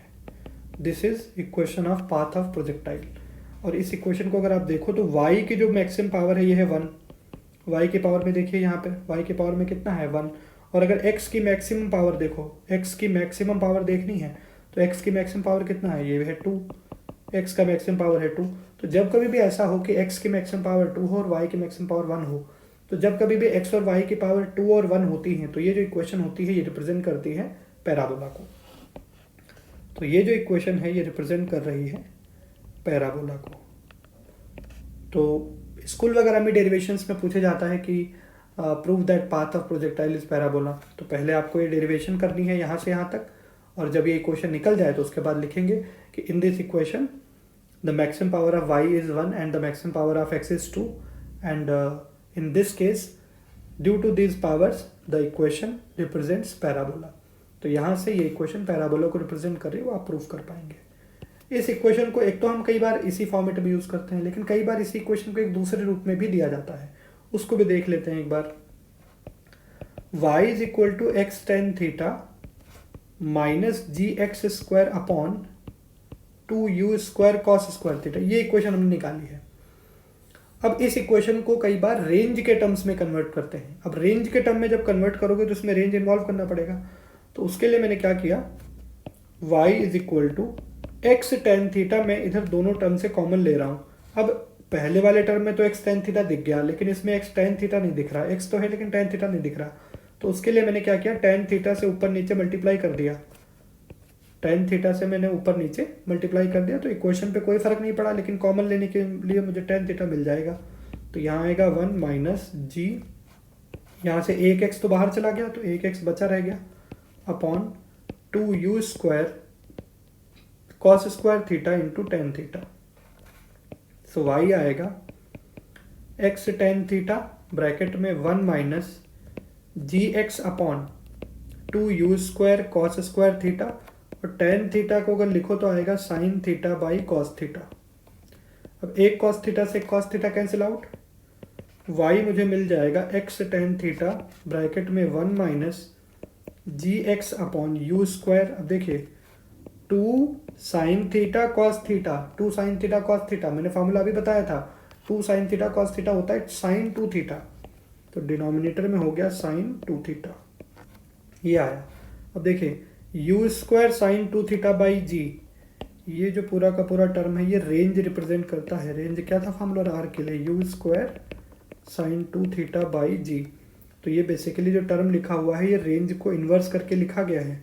तो तो यहाँ पर y मुझे मिल जाएगा x tan थीटा ब्रैकेट में 1 माइनस एक्स बाई आर। तो इस तरीके से भी रेंज का फॉर्मूला आप इसमें इन्वॉल्व करके इक्वेशन ऑफ मोशन लिख सकते हैं प्रोजेक्टाइल के लिए। तो प्रोजेक्टाइल के लिए जो प्रोजेक्टाइल के पाथ की इक्वेशन आई है वो आई है y is equal to x tan theta bracket में 1 माइनस एक्स बाई आर। इसको हम ध्यान रखेंगे और इसका प्रयोग करेंगे। तो अब ये जितने भी प्रोजेक्टाइल से जुड़े हुए कॉन्सेप्ट हमने सीखे हैं इनका एप्लीकेशन करेंगे न्यूमेरिकल्स में, क्योंकि एप्लीकेशन मेन इंपॉर्टेंट काम है कि अगर आपने कॉन्सेप्ट सीखा है तो उसको क्वेश्चंस में अप्लाई कैसे करना है। और न्यूमेरिकल्स डायरेक्टली थ्योरी से पूछे जा रहे हैं। आप अगर पैटर्न उठा के देखेंगे, चाहे प्रीवियस ईयर क्वेश्चन हो जेईई मेंस के, चाहे जेईई एडवांस के हो, चाहे नीट के सारे न्यूमेरिकल्स जो होते हैं वो कॉन्सेप्चुअल अंडरस्टैंडिंग से ही जुड़े हुए होते हैं। तो उसकी समझ आपको कितनी बढ़िया है उसके हिसाब से आपके न्यूमेरिकल सॉल्व होंगे। जैसे यहाँ पर ये फर्स्ट क्वेश्चन है, हमसे कहा जा रहा है a ball is projected vertically upward with a certain initial speed. किसी बॉल को कुछ सर्टेन स्पीड के साथ में वर्टिकली अपवर्ड फेंका गया है। तो इसका अगर फिगर बनाना चाहो तो ऐसे बनेगा। ये बॉल है जिसका मास हमने कह दिया m, और सपोज u स्पीड से आपने नीचे से ऊपर की तरफ फेंका है कुछ इस तरीके से। ये पहले केस की बात हो रही है। तो ये मैंने बना दिया, मैंने पहली लाइन पढ़ी और उसका मैंने फिगर बनाया। फिजिक्स में फिगर बनाने का अपना अलग ही एक इम्पॉर्टेंस है। न्यूमेरिकल सॉल्व करने में फिजिक्स के केस में अगर फिगर आप नहीं बना रहे हैं तो 50% अपॉर्चुनिटी आपकी वैसे भी चली गई, क्योंकि फिगर बनाने से माइंड में एक सिग्नल जाता है कि हाँ भाई ये चीज़ें पढ़ी हुई हैं, इनका एक गिवन वे में आप यूज़ करके न्यूमेरिकल बना सकते हैं। लेकिन अगर आप फिगर ही नहीं बनाएंगे तो न्यूमेरिकल सॉल्व कहाँ से होगा। तो उसके लिए फिगर बहुत इंपॉर्टेंट है। अब जैसे फर्स्ट लाइन मैंने पढ़ी उसका मैंने फिगर बनाया। अब आगे पढ़ेंगे। Another ball of the same mass is projected at an angle 60 degree with the vertical. दूसरी बॉल जो है उसको वर्टिकल से 60 डिग्री एंगल पर फेंका। इसको भी ड्रॉ कर लो। यहाँ पर दूसरे केस में वर्टिकल से 60 डिग्री एंगल पर फेंका है सेम स्पीड से। तो वर्टिकल से 60 पर फेंका है तो हॉरिजॉन्टल से एंगल कितना बनेगा 30 डिग्री। ऐसे फेंकोगे तो ऐसे आकर के बॉल गिरेगी। तो पहले वाले केस में सपोज ये बॉल गई थी h1 हाइट तक, दूसरे वाले केस में ये बॉल कितनी हाइट तक गई होगी h2 हाइट तक। अब हमसे पूछा है what will be the ratio of potential energy at the highest point, the ratio of their potential energies will be. Highest point पर इनके पोटेंशियल एनर्जी का रेशियो क्या होगा। तो जैसे पहले वाले केस में बॉडी h1 हाइट तक गई है तो इसका पोटेंशियल एनर्जी कितना होगा, ये हो जाएगा mgh1। और दूसरे वाले केस में अगर h2 हाइट तक गई है तो इसका पोटेंशियल एनर्जी कितना होगा, ये हो जाएगा mgh2। तो h1 h2 निकाल लो और उसके बाद रेशियो भी आ जाएगा। तो h1 देखो कितना आएगा। प्रोजेक्टाइल वाला फॉर्मूला याद रखो। प्रोजेक्टाइल के केस में फॉर्मूला क्या था कि अगर आपने u वेलोसिटी से हॉरिजॉन्टल से थीटा एंगल पर फेंका है तो हाइट कितना मिलता था, ये आता था u square sine square theta by 2g। अब अगर आप फर्स्ट केस में देखो तो हॉरिजॉन्टल से एंगल है 90 degree. So h1 will be u square by 2g। ये आपको h1 मिल गया, हाइट मिल गया, कितनी हाइट तक बॉडी ये जा रही है। सिमिलरली अगर दूसरे केस में h2 निकालो तो वहाँ तो हॉरिजॉन्टल से एंगल 30 है तो 30 पुट करो और वैल्यू निकालो। ये आएगा u square sine square 30 by 2g। So h2 का वैल्यू आएगा u square by 2g। Sign 30 कितना होता है भाई 1/2, स्क्वायर करोगे तो 1/4। सो h2 will be u square by 8g। h1 h2 निकल गया। अब निकालना है रेशियो, जो कि बहुत आसान है। सीधे सीधे u1/u2 is equal to mgh1 upon में mgh2। mg से mg कैंसिल आउट, रेशियो क्या होगा, सीधे सीधे h1/h2। h1 h2 का वैल्यू पुट कर दीजिए। सो h1 की जगह पर u स्क्वायर बाई 2g और h2 की जगह पर u square by 8g। u square से u स्क्वायर कैंसिल आउट, ये आएगा 8/2, दैट मीन्स 4:1। तो यहाँ पर आंसर जो आपको मिला है u1/u2 के रेशियो के लिए वो आया है 4:1। ये आपका करेक्ट आंसर हो जाएगा। ऑप्शन 1 में ये दे रखा है, सीधे सीधे निकल गया। मैक्सिमम हाइट का डायरेक्टली फार्मूला याद करके अगर आपको यूज़ करना है तो आप यहाँ पर इस तरीके से कर पाएंगे। तो सीधे सीधे यहाँ से सॉल्व हो गया है। मैक्सिमम हाइट का फार्मूला अगर आपको याद है तो डायरेक्टली आप u1 u2 4:1 होगा निकाल पाएंगे। तो फार्मूले याद करना जरूरी है। जो भी फार्मूले हमने डराइव करे हैं उनको याद करके रखना है, क्योंकि पेपर में इतना टाइम नहीं होता कि आप उसको डराइव करें। तो फार्मूले स्टैंडर्ड वाले तो कम से कम याद होने ही चाहिए। इसके बाद है नेक्स्ट क्वेश्चन, और बेसिकली 2 क्वेश्चन हैं जो कि सिमिलर एक ही कॉन्सेप्ट पे हैं। जैसे कि क्वेश्चन में कहा है body is projected with a velocity v is equal to 3i cap plus 4j cap metre पर second. The maximum height attend by the body चलिए जी का वैल्यू दिया है 10, बनाते हैं। कह रहे बॉडी को आपने प्रोजेक्ट किया है तो बॉडी का जो वेलोसिटी वेक्टर है ये है 3i प्लस 4j। अगर 3i प्लस 4j वेलोसिटी है तो कुछ बातें तो वेक्टर के बेसिक से आपको समझ आनी चाहिए। वेक्टर का वीडियो अभी तक नहीं देखा है तो जाके देखिए, वीडियो अपलोड करा जा चुका है, डिस्क्रिप्शन लिंक में आपको मैं दे दूंगा। तो यहाँ पे अगर आप देखो तो वेलोसिटी 3i प्लस 4j है। इसका मतलब क्या है कि x कंपोनेंट ऑफ वेलोसिटी है 3, आई कैप के साथ में कितना लिखा है 3, तो x कंपोनेंट ऑफ वेलोसिटी है 3 और y कंपोनेंट ऑफ वेलोसिटी है 4। दैट मीन्स इस वेलोसिटी के अगर आप कंपोनेंट निकालें तो x के अलॉन्ग जो वेलोसिटी आएगा वो आएगा 3 मीटर पर सेकेंड और y के अलॉन्ग जो वेलोसिटी आएगा ये होगा 4 मीटर पर सेकेंड। ये आपको मिल गया, ठीक है। इतना काम तो सीधे सीधे जो वेक्टर फॉर्म में वेलोसिटी दिया है इनिशियल वाली वहीं से कर लेंगे। अब बात आती है कि अपनी गिवन नॉलेज से कैसे रिलेट करें। याद करो प्रोजेक्टाइल u वेलोसिटी से हॉरिजॉन्टल से थीटा एंगल पर फेंका था तो x वाला वेलोसिटी आया था u cos थीटा और y वाला वेलोसिटी आया था u sin थीटा। अब देखो रिलेट करने जा रहा हूं मैं, ये जो u cos थीटा है x के अलॉन्ग हुआ करता था और यहाँ पर ये x के अलॉन्ग वेलोसिटी कितना दिया है 3, तो सीधे सीधे u cos थीटा का वैल्यू मिल गया 3। ऐसे u sin थीटा करो रिलेट, कितना मिल गया 4, u sin थीटा मिल गया 4। अब पहले पार्ट में हमसे पूछा है the maximum height attend by the body, body maximum कितनी हाइट तक जाएगी। तो प्रोजेक्टाइल में मैक्सिमम हाइट का फॉर्मूला आपको याद होगा, क्या था formula, u square sine square theta by 2g। तो इसको आप ऐसे भी तो लिख सकते हैं u साइन थीटा का होल स्क्वायर अपॉन में 2g, यहाँ से मैक्सिमम हाइट आ जाएगा। वैल्यू पुट करो, u साइन थीटा आपने कितना निकाला यहाँ से 4 डालिए इसमें, तो 4 का स्क्वायर अपॉन 2 इंटू जी का वैल्यू 10, तो h आ जाएगा 16/20, ये आ रहा है 4/5, दैट मीन्स 0.8 मीटर। ये देखिए भाई पहला क्वेश्चन सॉल्व हो गया, 0.8 metre. Initial velocity vector form में दिया था, उसको मैंने रिलेट करके u cos थीटा और u sin थीटा का वैल्यू निकाल लिया, उसके बाद डायरेक्टली फार्मूले अप्लाई कर दिए। सेकेंड पार्ट में पूछ रहे हैं टाइम ऑफ फ्लाइट, तो टाइम ऑफ फ्लाइट का भी फार्मूला आपको याद है 2u sin theta by g. Value डालिए, 2u sin थीटा की जगह 4 और g की जगह 10, ये भी आएगा 8/10, दैट मीन्स 0.8 सेकेंड। तो सेकेंड क्वेश्चन का आंसर भी कितना हो जाएगा 0.8 सेकेंड। इस तरीके से इन दोनों क्वेश्चंस को आप सॉल्व कर लेंगे। मुश्किल से 1-1.5 मिनट लगा है, अगर आपको फार्मूला याद है तो फटाफट आप कर पाएंगे, कैलकुलेशन आप तेज भी कर सकते हैं। बढ़ेंगे नेक्स्ट क्वेश्चन पे। ये रहा हमारा नेक्स्ट क्वेश्चन, ध्यान से देखिएगा। कह रहे projectile is given an initial velocity 2i plus j। अब जैसे इनिशियल वेलोसिटी अभी न्यूमेरिकल था वैसा ही है कुछ। तो देखो इनिशियल वेलोसिटी दिया है ना 2i प्लस j, तो मतलब x कंपोनेंट वेलोसिटी का है 2 और y कंपोनेंट वेलोसिटी का कितना है 1। तो अब रिलेट करो प्रोजेक्टाइल, जो आपको याद है कि भाई वेलोसिटी u है, हॉरिजॉन्टल से एंगल थीटा है, तो x component of velocity u cos theta, y component of velocity u sin theta. Relate करने पे मिलेगा u cos थीटा 2 और u sin थीटा 1। चलिए u cos थीटा आया 2 और u sin थीटा आ गया 1, ये मिल गया हमको। हमसे पूछा है the Cartesian equation of its trajectory is, path पूछा जा रहा है कि बॉडी के कौन से पाथ पे जाएगी। तो पाथ की इक्वेशन याद है आपको, y is equal to x tan theta minus gx² upon 2u square cos square theta. ये है हमारी कार्टेशियन इक्वेशन। अब इस इक्वेशन में हमको थीटा और u का वैल्यू पता करना है कि थीटा कितना है और u का वैल्यू कितना है।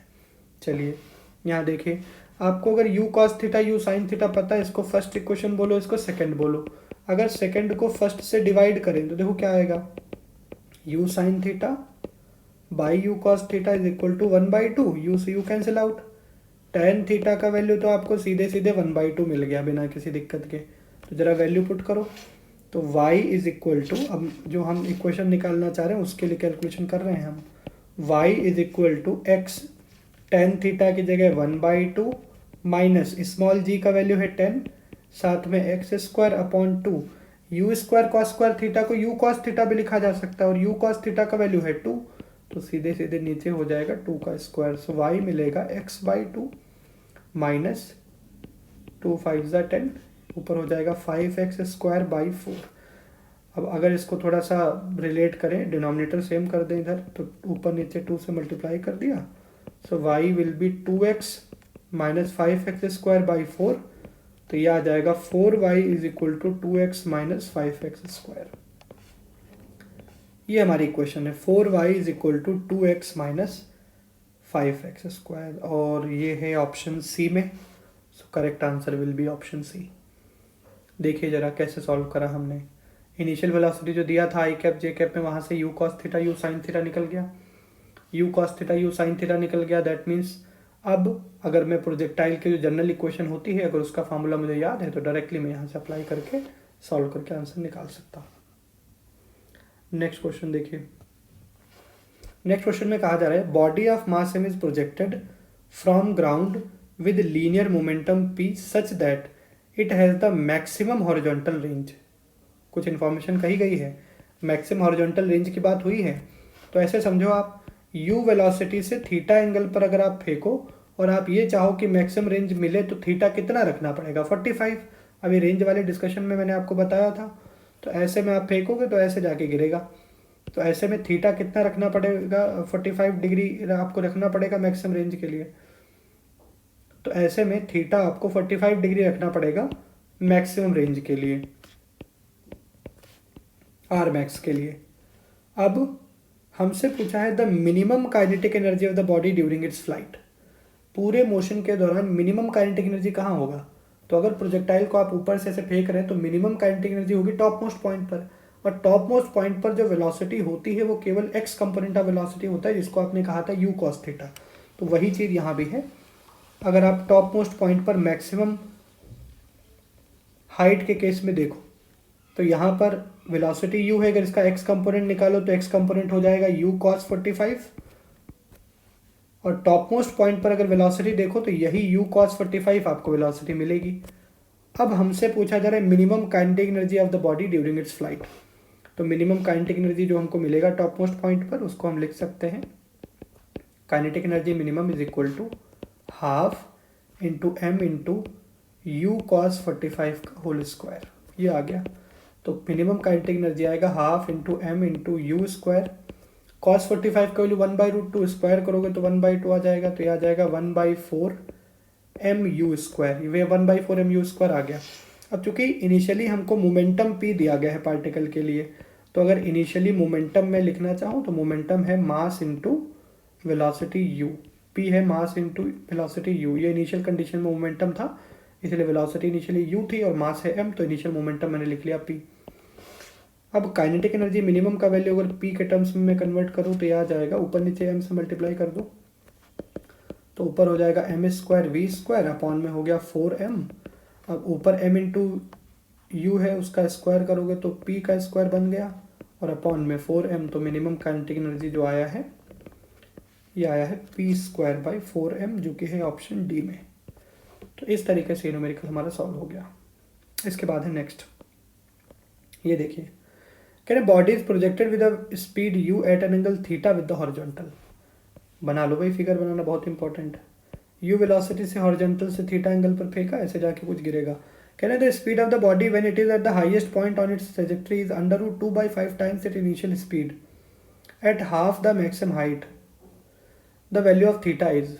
अब इसमें दो चीज़ें इन्वॉल्व कराई हैं इन्होंने, ध्यान से देखिएगा। कहना है the speed of body when it is at the highest point on trajectory is, मतलब हाईएस्ट पॉइंट पर जो इसका स्पीड होगा, हाईएस्ट पॉइंट पर जो स्पीड होता है वो हमने आपको बताया ही था कि भाई वाई वाला कंपोनेंट तो जीरो हो जाएगा, वाई वाला कंपोनेंट जीरो, और केवल एक्स कंपोनेंट वेलोसिटी का मिलेगा जो कि होता है u cos थीटा। तो हाईएस्ट पॉइंट पर वेलोसिटी कितना है, u cos थीटा। इन्होंने कहा the speed of body when it is at the highest point on its trajectory is √2/5 times its speed at half the maximum height. हाँ, अब half the maximum height पर भी इन्होंने speed हमसे चाहिए है, तो मैक्सिमम हाइट के आधे पर स्पीड भी हमको लिखनी पड़ेगी। तो यहाँ पर h max बाई 2, इस हाइट पर हमको स्पीड प्रोजेक्टाइल की पता करनी है कि प्रोजेक्टाइल का स्पीड कितना रहा होगा। तो इस हाइट को हमने स्मॉल h कह दिया। तो ज़रा इस पॉइंट P पर स्पीड पता करो, तो यहाँ दो जगह आपको स्पीड पहले लिखना पड़ेगा। एक तो हाईएस्ट पॉइंट पर स्पीड लिखना है जो कि है u cos थीटा, वो तो पता है, और अगर हाईएस्ट जो पॉइंट है उसके आधी डिस्टेंस पर स्पीड लिखना हो तो पहले वो लिखना पड़ेगा। तो उसके लिए एक फार्मूला भी हमने डिराइव करा था, आपको याद होगा। तो फार्मूला आया था वी वेक्टर के मैग्नीट्यूड का स्क्वायर या फिर वी वेक्टर का मैग्नीट्यूड। जो अभी हमने फार्मूला देखा था कि भाई किसी हाइट पर प्रोजेक्टाइल का स्पीड क्या होगा, तो उसके लिए फार्मूला था under root of u square minus 2gh। इस तरीके से फार्मूला आया था हाइट के साथ में। किसी भी हाइट पर अगर आप स्पीड चाहते हैं तो हमको स्मॉल h हाइट पर नेट स्पीड चाहिए, तो ये आ जाएगा under root of u square. अब इनिशियल स्पीड तो यू ही है माइनस 2g। अब स्मॉल h कितना पड़ेगा, स्मॉल h पड़ेगा h मैक्स बाई 2, तो 1/2। और मैक्सिमम हाइट कितना होता है u square sine square theta by 2g। तो ये हो जाएगा स्मॉल h का value u square sine square theta by 4g। जरा इसमें पुट करिए यहाँ पर स्मॉल h की जगह पर, तो यह आ जाएगा u square sine square theta by 4g। तो स्मॉल जी से स्मॉल जी कैंसिल आउट, 2 से ये कैंसिल आउट, तो ये वेलोसिटी हमको मिला है under root of u square minus u square sine square theta by 2 u square sine square theta by 2। ये हमको वेलोसिटी मिला है आधी हाइट पर। अब क्वेश्चन के अकॉर्डिंग चलेंगे। कह रहे हैं speed of body when it is the highest point on trajectory under root 2/5 time. मतलब हाईएस्ट पॉइंट पर जो स्पीड, हाईएस्ट पॉइंट पर स्पीड कितना है u cos theta, and it is under root 2/5 times this speed, जो कि आधी हाइट पर है u square minus u square sine square theta by 2। इसको सॉल्व करके थीटा का वैल्यू निकालना है, निकल जाएगा। करना क्या है, आप इसको स्क्वायर कर दे दोनों साइड। तो अगर मैं इसके दोनों साइड स्क्वायर कर दूं तो आएगा u square cos square theta is equal to 2/5 bracket में u square minus u square sine square theta by 2। अब देखिए यू स्क्वायर तो हर एक टर्म में है, तो यू स्क्वायर कॉमन लेके आप कैंसिल कर सकते हैं। और कॉस स्क्वायर थीटा को लिख लें 1 minus sine square theta is equal to 2/5। इधर डिनोमिनेटर सेम कर लो, तो 2 minus sine square theta by 2। तो ये 2 से 2 कैंसिल आउट, 5 को इधर मल्टीप्लाई कर दो तो आ जाएगा 5 minus 5 sine square theta is equal to 2 minus sine square theta. और इसको इधर भेज दो, इस 2 को इधर भेज दो, आएगा 5 minus 2 is equal to 5 sine square theta, 5 sine square theta minus sine square theta. तो 5 में से 2 जाएगा 3 और 5 में से 1 जाएगा तो 4 साइन स्क्वायर थीटा। तो यहाँ से साइन स्क्वायर थीटा का वैल्यू हमको मिल जाएगा 3/4। दैट मीन्स साइन थीटा मिल जाएगा अंडर रूट 3/2 और थीटा हो जाएगा 60 डिग्री। ये देखिए ये हमारे पास आ गया 60 डिग्री। 60 डिग्री एंगल पर अगर आप फेंकेंगे तो मैक्सिमम हाइट पर जो वेलोसिटी होगी वो वेलोसिटी मैक्सिमम हाइट की आधी हाइट पर जो वेलोसिटी होगी उसका रूट 2/5 टाइम्स होगी। तो ये क्वेश्चन था। सीधे सीधे अगर आपको फार्मूला याद है तो डायरेक्टली कर पाएंगे, अदरवाइज टाइम थोड़ा ज़्यादा लग सकता है अगर आप डेरिवेशन के चक्कर में पढ़ेंगे। तो फार्मूले जरूर याद रखने हैं, बहुत इंपॉर्टेंट केसेस हैं ये, और न्यूमेरिकल डायरेक्टली आपके सॉल्व हो जाएंगे। तो ऑप्शन सी इसमें आ रहा है, आप कंप्लीट कर लेना और इन क्वेश्चंस को खुद से भी एक बार ज़रूर सॉल्व करके देखना है, अदरवाइज मेरे करने का कोई फ़ायदा नहीं रह जाएगा। मतलब आप अगर खुद से नहीं करेंगे तो ये जितने भी न्यूमेरिकल्स मैं करके दिखा रहा हूँ वो सारा वेस्ट है आपके लिए, क्योंकि आज अभी तुरंत समझ जाओगे आप, लेकिन कल को परसों को जब आपको खुद को सॉल्व करने के लिए दिया जाएगा तब आपसे सॉल्व नहीं होंगे। तो आप इनको करने के साथ साथ खुद भी एक बार सॉल्व करके देखिए इन न्यूमेरिकल्स को। उसके बाद है नेक्स्ट क्वेश्चन। नेक्स्ट क्वेश्चन है the maximum height attend by a projectile is under root 3/4 times its horizontal range. चलो ये तो सीधे सीधे बोल रहे हैं कि जो मैक्सिमम हाइट प्रोजेक्टाइल अटेंड कर रहा है it is under root 3/4 times horizontal range. Horizontal range का अंडर रूट 3/4 टाइम्स है, तो रेंज आर हमने कह दिया। The angle of projection of the projectile with the horizontal angle of projection पूछा है, तो जो क्वेश्चन में कहा गया है वही कर दीजिए। कह रहे हैं ना maximum height is under root 3/4 times horizontal range, तो मैक्सिमम हाइट को हमने लिख दिया under root 3/4 times horizontal range. फार्मूले पुट करो, मैक्सिमम हाइट का formula u square sine square theta by 2g is equal to under root 3/4। Range का formula u square sine 2 theta by g. So g से g cancel out, u square से u square cancel out, इधर है sine square theta is equal to under root 3/4। Sine 2 theta को लिख लो 2 sine theta cos theta. अब एक sine theta से एक साइन थीटा भी चला गया, सो यहाँ आ गया sine theta is equal to √3, नीचे √4 है ना, 2 बाहर आ गया और साथ में इधर 2 कॉस थीटा, तो 2 से 2 कैंसिल आउट। टेन थीटा का वैल्यू मिल गया मेरे पास √3, सो थीटा हो गया 60 डिग्री। ऑप्शन सी आ जाएगा इसका। तो सीधे सीधे फॉर्मूला लगाना था, इसमें और तो कुछ है नहीं, आप खुद से भी करके देखिए। नेक्स्ट क्वेश्चन में कह रहे हैं ball is thrown from a point with a speed u at an angle theta with the horizontal. Horizontal से u वेलोसिटी पर थीटा एंगल से इस तरीके से आपने फेंका इसको। कह रहे हैं कि from the same point at the same instant a person starts running with a constant speed u/2। अब जैसे ही आप इसको यहाँ से फेंकते हो वैसे ही एक पर्सन यहाँ से u/2 स्पीड से दौड़ना शुरू करता है। पूछ रहे हैं बताइए जरा ये कैच कर पाएगा कि नहीं कर पाएगा। Will he be able to catch the ball, if yes what should be the value of theta.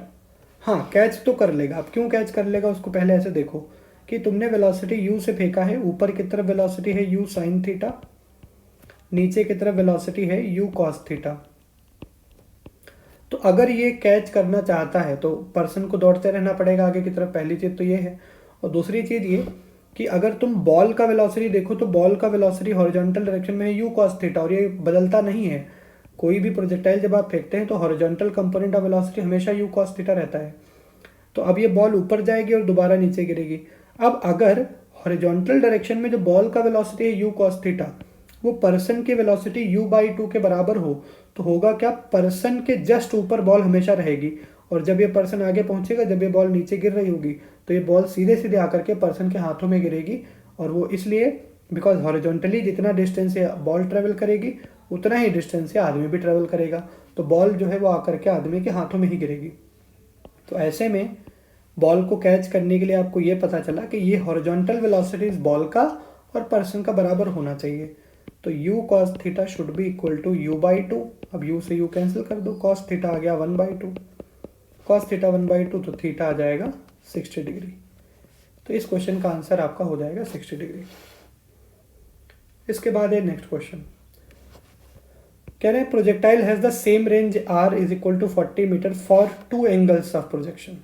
याद करिए रेंज, मैंने बताया था आपको कि प्रोजेक्टाइल का रेंज अगर किन्हीं 2 एंगल्स पर सेम आ रहा है तो उन 2 एंगल्स का सम जो होगा वो 90 डिग्री होगा। That means those 2 angles will be complementary angles. तो वही चीज़ है, सपोज प्रोजेक्टाइल को हॉरिजॉन्टल से थीटा एंगल पर फेंका, रेंज आया r u वेलोसिटी से, और अगर आप u वेलोसिटी से ही हॉरिजॉन्टल से 90 माइनस थीटा पर फेंकें तब भी रेंज सेम आएगा और ये होगा r। हमसे कह रहे हैं कि if t1 and t2 are the time of flight find t1 t2। t1 और t2 टाइम ऑफ फ्लाइट, तो पहले वाले केस में टाइम ऑफ फ्लाइट कह दिया t1 और दूसरे वाले केस में टाइम ऑफ फ्लाइट कह दिया t2। तो जरा टाइम ऑफ फ्लाइट लिख लो पहले और दूसरे केस में क्या होगा। तो t1 कितना होगा 2u साइन थीटा बाई जी, क्योंकि पहले वाले केस में जो एंगल है इसका हॉरिजॉन्टल से वो थीटा है तो सीधे सीधे 2u साइन थीटा बाई जी हो गया। और अगर दूसरे वाले केस में t2 निकालो तो ये होगा 2u sine 90 minus theta by g, so t2 हो जाएगा 2u cos theta by g. ये t2 मिल गया और ये t1 मिल गया, और वैल्यू पूछा है t1 t2 के लिए। सो अगर t1 t2 निकालें तो t1 2u sine theta by g into t2 2u cos theta by g. So 2 को 2 से मल्टीप्लाई करेंगे हो गया 4, u को u से मल्टीप्लाई करो u स्क्वायर और साथ में sine theta cos theta by g का स्क्वायर। अब यहाँ पर हमको पता है यार 2 sine theta cos theta sine 2 theta होता है, तो अगर साइन 2 थीटा इसमें इन्वॉल्व करें तो आएगा 2u square sine 2 theta by g square को लिख लिया जी इंटू जी, तो ये u square sine 2 theta by g ये बन गया रेंज। तो t1 t2 का जो वैल्यू आ रहा है ये है 2 बाई जी इंटू आर। सो 2 जी का वैल्यू 10 और रेंज हमको क्वेश्चन में दे रखा है 40, तो इधर 40 पुट कर दो तो 0 से 0 कैंसिल आउट, ये आ जाएगा 8। t1 t2 का जो वैल्यू आया है वो आया है 8। तो इस तरीके से इस क्वेश्चन को आप सॉल्व कर सकते थे, कुछ अलग नहीं करना था। सीधे हॉरिजॉन्टल से एंगल आपको पहले में थीटा दूसरे में 90 minus theta, because range same है। t1 t2 का वैल्यू डालेंगे उसके बाद मल्टीप्लाई कर लो, मल्टीप्लाई करने के बाद यहाँ रेंज हमको टर्म बनता दिख रहा है, तो रेंज का वैल्यू डाल दो, उसके बाद जी का वैल्यू पुट कर दो और आंसर आ जाएगा। तो ये था ये न्यूमेरिकल। उसके बाद है नेक्स्ट क्वेश्चन, कहा जा रहा है stone thrown from the ground at an angle 45 degree above horizontal strikes a vertical wall at a point 10 metre above the ground. देखिए ऐसा क्वेश्चन है, एक स्टोन को फेंका गया है यू वेलोसिटी से, सपोज हॉरिजॉन्टल से 45 डिग्री एंगल बनाते हुए, और ये स्टोन वर्टिकल वॉल को स्ट्राइक करता है। एक ये वर्टिकल वॉल मैंने बना दी कुछ इस तरीके से, कह रहे हैं कि horizontally strikes vertical wall at a point 10 metre above the ground. Ground से 10 मीटर हाइट पर ये ऐसे प्रोजेक्टाइल आकर के ग्राउंड से 10 मीटर हाइट पर इस वॉल के साथ टकराता है। If the wall is at a distance of 20 metre from the point of projection, wall जो है ये 20 मीटर दूर है पॉइंट ऑफ प्रोजेक्शन से, हमसे कह रहे हैं कि the speed with which the stone is projected, कितनी स्पीड से स्टोन प्रोजेक्ट किया गया है ये बताओ। और बी पार्ट में पूछा है the magnitude and direction of velocity of the stone, magnitude बताओ, डायरेक्शन बताओ स्टोन की वेलोसिटी का, when it strikes the wall, जब ये वॉल से स्ट्राइक करता है। चलिए तो प्रोजेक्टाइल का नॉलेज यूज होगा, जिस पॉइंट से आपने फेंका है वहाँ एक्स एक्सिस वाई एक्सिस बना दो, ओरिजिन आपको दिख गया। अब जिस किसी पॉइंट पर ये जाके वॉल से टकरा रहा है, तो अगर इस टॉप पॉइंट के कोऑर्डिनेट लिखो तो कोऑर्डिनेट कितना आएगा, एक्स कोऑर्डिनेट हो जाएगा 20, वाई कोऑर्डिनेट 10, ये हो गया आपके पास। अब आपको प्रोजेक्टाइल का जनरल इक्वेशन तो मैंने बता ही रखा है, तो जनरल इक्वेशन लगाइए, y is equal to x tan theta minus g x square upon 2u square cos square theta, ये हमने लगा दिया। अब देखो अगर ये प्रोजेक्टाइल जाके पॉइंट P पे टकरा रहा है, तो P पॉइंट के जो कोऑर्डिनेट हैं वो प्रोजेक्टाइल की इक्वेशन को सेटिस्फाई करेंगे। तो ये जो P पॉइंट के कोऑर्डिनेट हैं 20, 10, इसको इसमें पुट करके सेटिस्फाई करवाइए। तो y की जगह 10, x की जगह 20, tan 45 माइनस 10 x की जगह 20 का स्क्वायर अपॉन 2, वेलोसिटी u तो निकालना ही है, और साथ में कॉस स्क्वायर 45, tan 45 का वैल्यू 1 हो जाएगा। सो 10 इज इक्वल टू 20 माइनस ये 2 5 10, 5 इंटू 20 का स्क्वायर करोगे तो 400 अपॉन यू स्क्वायर, कॉस 45 का वैल्यू 1/√2, स्क्वायर करोगे तो आएगा 1/2, तो ये 2 ऊपर चला जाएगा। तो यहाँ से आएगा -10 इज इक्वल टू -5 इंटू 400, और ये 2 ऊपर चला गया अपॉन में यू स्क्वायर। सो माइनस से माइनस कैंसिल आउट, 5 और 2 10, इधर 10 कैंसिल आउट, तो यू स्क्वायर को अगर इधर भेज दो तो यू स्क्वायर का वैल्यू आएगा 400, तो यू का वैल्यू आ जाएगा 20 मीटर पर सेकेंड। तो कितनी वेलोसिटी से फेंका जाना चाहिए इसको, 20 मीटर पर सेकेंड से। तो पहले पार्ट का आंसर आ चुका है 20 मीटर पर सेकेंड, ये आ चुका है। अब हमसे पूछ रहे हैं magnitude and direction of velocity of the stone when it strikes the wall. अब ये स्टोन जा करके जब वॉल से टकराएगा तो वॉल से टकराने पर इसका वेलोसिटी वगैरह क्या रहा होगा। तो अब देखिए, अब इसमें हाइट हमको वॉल का पता है, तो सीधे सीधे जो हाइट के साथ प्रोजेक्टाइल के वेलोसिटी मैंने लिखा था, velocity of projectile at some height h, वो वाला फॉर्मूला लग जाएगा। तो यहाँ पर अगर प्रोजेक्टाइल का x कंपोनेंट ऑफ वेलोसिटी लिखना चाहो तो कितना होगा, ये होगा u cos थीटा, और y कंपोनेंट ऑफ वेलोसिटी कितना आया था हमारे पास, ये आया था under root of u square sine square theta -2gh, ये हमको y कंपोनेंट ऑफ वेलोसिटी मिला था। तो अगर आप नेट वेलोसिटी लिख रहे थे कि भाई नेट वेलोसिटी किसी हाइट पर क्या होगी, ये जो नेट वेलोसिटी आता है, सो नेट मैग्नीट्यूड जो होगा वेलोसिटी का वो आ जाएगा under root of u square cos square theta plus u square sine square theta -2gh। तो इसमें अगर वैल्यू डालो तो ये आता था you square -2gh, because in दोनों में अगर sign square theta plus cos square theta को आप ऐड करेंगे तो 1 आ जाएगा यू स्क्वायर कॉमन लेने के बाद। तो वैल्यू पुट करिए, under root of u square का वैल्यू हो जाएगा 400 -2, जी का वैल्यू 10, हाइट भी है 10, तो ये आ जाएगा under root of 400 -200 under root 200, तो नेट वेलोसिटी आ जाएगा 10√2। तो ये भाई वेलोसिटी मिल गया। और अगर एंगल चाहते हैं तो tan phi पुट कर दो, tan phi होगा under root of u square sine square theta -2gh upon u cos theta. यहाँ से tan phi या एंगल आपको मिल जाएगा। तो अगर एंगल कैलकुलेट करना चाहते हैं इसको भी कैलकुलेट कर लेंगे। tan phi is equal to under root of velocity u square sine square theta है तो ये हो जाएगा 400, साइन 45 है तो उसका स्क्वायर करोगे तो 1/2 हो गया, माइनस 2gh का वैल्यू 100 आया था पूरा, अभी हमने इधर यूज़ किया था, और नहीं 2gh का 100 नहीं 200 था 2gh, और अपॉन में u साइन थीटा, u का वैल्यू है 20 और साइन 45 मतलब 1/2, तो इधर ये हो गया 200। तो ऊपर तो देखिए 200 माइनस 200 और नीचे आया है 20/√2, तो ऊपर तो जीरो हो गया, मतलब tan phi जीरो है, tan phi जीरो है मतलब फाई कितना, फाई है 0 डिग्री। मतलब ये जब प्रोजेक्टाइल को आपने ऐसे फेंका है तो वॉल को ऐसे 0 डिग्री पर, हॉरिजॉन्टल से 0 डिग्री पर ऐसे टकराएगा जाके, क्योंकि फाई का वैल्यू यहाँ पर हमको 0 देखने को मिला है। तो इसके आंसर्स आ चुके हैं भाई। फर्स्ट पार्ट में वेलोसिटी चाहिए थी जिसका वैल्यू आया है 20 मीटर पर सेकेंड, और सेकेंड पार्ट में मैग्नीट्यूड जो वेलोसिटी का चाहिए था, तो मैग्नीट्यूड हमारे पास वेलोसिटी का आया है 10√2, ये 10√2 है, और कितने एंगल पे टकराएगा तो हॉरिजॉन्टल से 0 डिग्री एंगल पे। अब ये हमारे पास एक क्वेश्चन और है, कहा जा रहा है body is projected horizontally with velocity 10 metre पर second from the top of a building 20 metre high. अच्छा क्वेश्चन है, ध्यान से देखिएगा कि ये कोई बिल्डिंग है,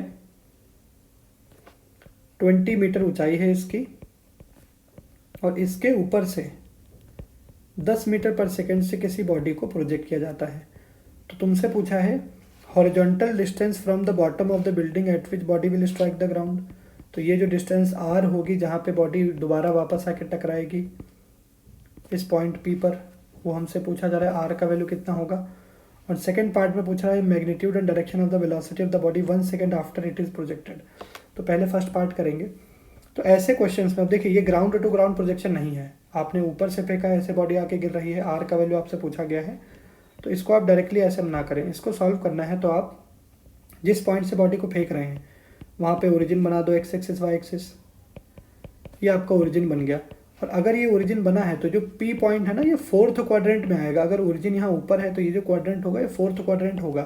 तो पॉइंट पी के अगर कोऑर्डिनेट लिखो तो आएंगे 20 नहीं आर कॉमा -20, एक्स कोऑर्डिनेट हो जाएगा आर और वाई कोऑर्डिनेट हो जाएगा -20।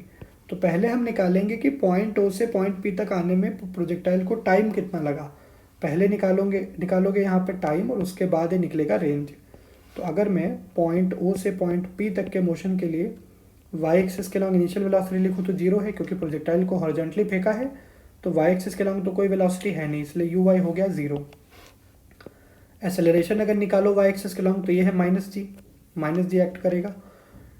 टाइम निकालना है और डिस्प्लेसमेंट वाई एक्सिस के लॉन्ग देखो तो नीचे आने पर डिस्प्लेसमेंट है -20। अब इनको सॉल्व करना है तो S Y is equal to you Y T plus half A Y T square. अब एस वाई की जगह पड़ जाएगा -20, U Y T 0 plus half acceleration -10, G का वैल्यू है 10 और साथ में टी का स्क्वायर, तो ये माइनस से माइनस कैंसिल आउट, ये हो गया 40 इज इक्वल टू 10t स्क्वायर। तो टी स्क्वायर का वैल्यू आएगा 4, टी आ गया 2 सेकेंड।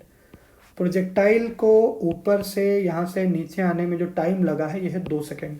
अब 2 सेकेंड में हॉरिजॉन्टल वेलोसिटी तो 10 मीटर पर सेकेंड, ये तो वेरी करेगा नहीं, तो हॉरिजॉन्टली ये प्रोजेक्टाइल कितना डिस्टेंस ट्रेवल करेगा, आर अगर आप निकालो तो हॉरिजॉन्टल वेलोसिटी है 10 और टाइम आया है 2 सेकेंड, ये हो जाएगा 20 मीटर। ये आर का वैल्यू मिल गया। ये कैसे निकाला आपने कि भाई हॉरिजॉन्टल वेलोसिटी 10 है और इधर एक्सेलरेशन कोई है नहीं, तो वेलोसिटी कांस्टेंट रहेगी, तो सीधे सीधे वेलोसिटी को टाइम से मल्टीप्लाई कर दो, ये आ गया 20 मीटर। उसके बाद रेंज निकल गया, मतलब फर्स्ट पार्ट का आंसर आ चुका है 20। अब second part, magnitude and direction of velocity of the body after 1 second it is projected. अब इसको ध्यान से देखिएगा, 1 सेकेंड के बाद, प्रोजेक्ट करने के 1 सेकेंड के बाद, तो जब आप प्रोजेक्ट करोगे तो हॉरिजॉन्टल वेलोसिटी तो बदलेगा नहीं, तो हॉरिजॉन्टल वेलोसिटी आपने 10 दे करके बॉडी को छोड़ा है तो वो तो 10 ही रहेगा। लेकिन वाई एक्सिस के लॉन्ग जब बॉडी नीचे की तरफ आएगा तो वाई एक्सिस के लॉन्ग वेलोसिटी नीचे की तरफ कितना हो जाएगा वो निकालना पड़ेगा। तो उसके लिए हम लगाएंगे v y is equal to you y plus a Y t. So v y is equal to, जब बॉडी को आपने छोड़ा है तो इनिशियल वेलोसिटी वाई एक्सिस के लॉन्ग है 0, तो इसकी जगह 0 plus acceleration due to gravity नीचे लग रहा है -10 और टाइम दिया है तुमने 1 सेकेंड, सो वी वाई मिल जाएगा -10। अब अगर वी वाई -10 मिल चुका है और ये भी 10 है तो एक्स कंपोनेंट ऑफ वेलोसिटी है 10 और नीचे की तरफ जो वेलोसिटी आया है ये है -10, तो -10 है, इसलिए डायरेक्शन नीचे दिखा दिया तो नीचे है 10। अब हमसे पूछा गया था मैग्नीट्यूड एंड डायरेक्शन, तो नेट वेलोसिटी कितना आ जाएगा भाई, 10 और 10 दोनों है तो नेट आ जाएगा 10√2, और ये एंगल कितना बनाएगा नेट वेलोसिटी हॉरिजॉन्टल से 45 डिग्री। तो सेकंड पार्ट का आंसर आपको मिल जाएगा, मैग्नीट्यूड एंड डायरेक्शन पूछा है तो मैग्नीट्यूड हो जाएगा 10√2 और एंगल थीटा हॉरिजॉन्टल से आ जाएगा 45 डिग्री। तो ये आपके आंसर्स हो जाएंगे इस पर्टिकुलर क्वेश्चन के लिए। तो आज का जो हमारा वीडियो था वो सीधे सीधे प्रोजेक्टाइल के लिए डेडिकेटेड था। नेक्स्ट वीडियो में हम बात करेंगे सर्कुलर मोशन की और रिवर पे बेस्ड कुछ न्यूमेरिकल, रेन और अम्ब्रेला पे बेस्ड कुछ न्यूमेरिकल्स, रिलेटिव मोशन 2 डायमेंशन में कैसे अप्लाई होगा उससे कुछ पर्टिकुलर केसेस हैं, उनका डिस्कशन हम अपने अपकमिंग वीडियोस में करने वाले हैं। और वो एक बार ख़त्म हो जाएगा तो हमारा मोशन प्लेन का एक ब्रीफ ओवरव्यू इस चैप्टर का हम यहाँ पे कर पाएंगे। तो जुड़े रहें हमारे साथ। आपके किसी भी सुझाव के लिए आप कमेंट बॉक्स में लिखना ना भूलें। थैंक यू सो मच, आज के लिए इतना ही।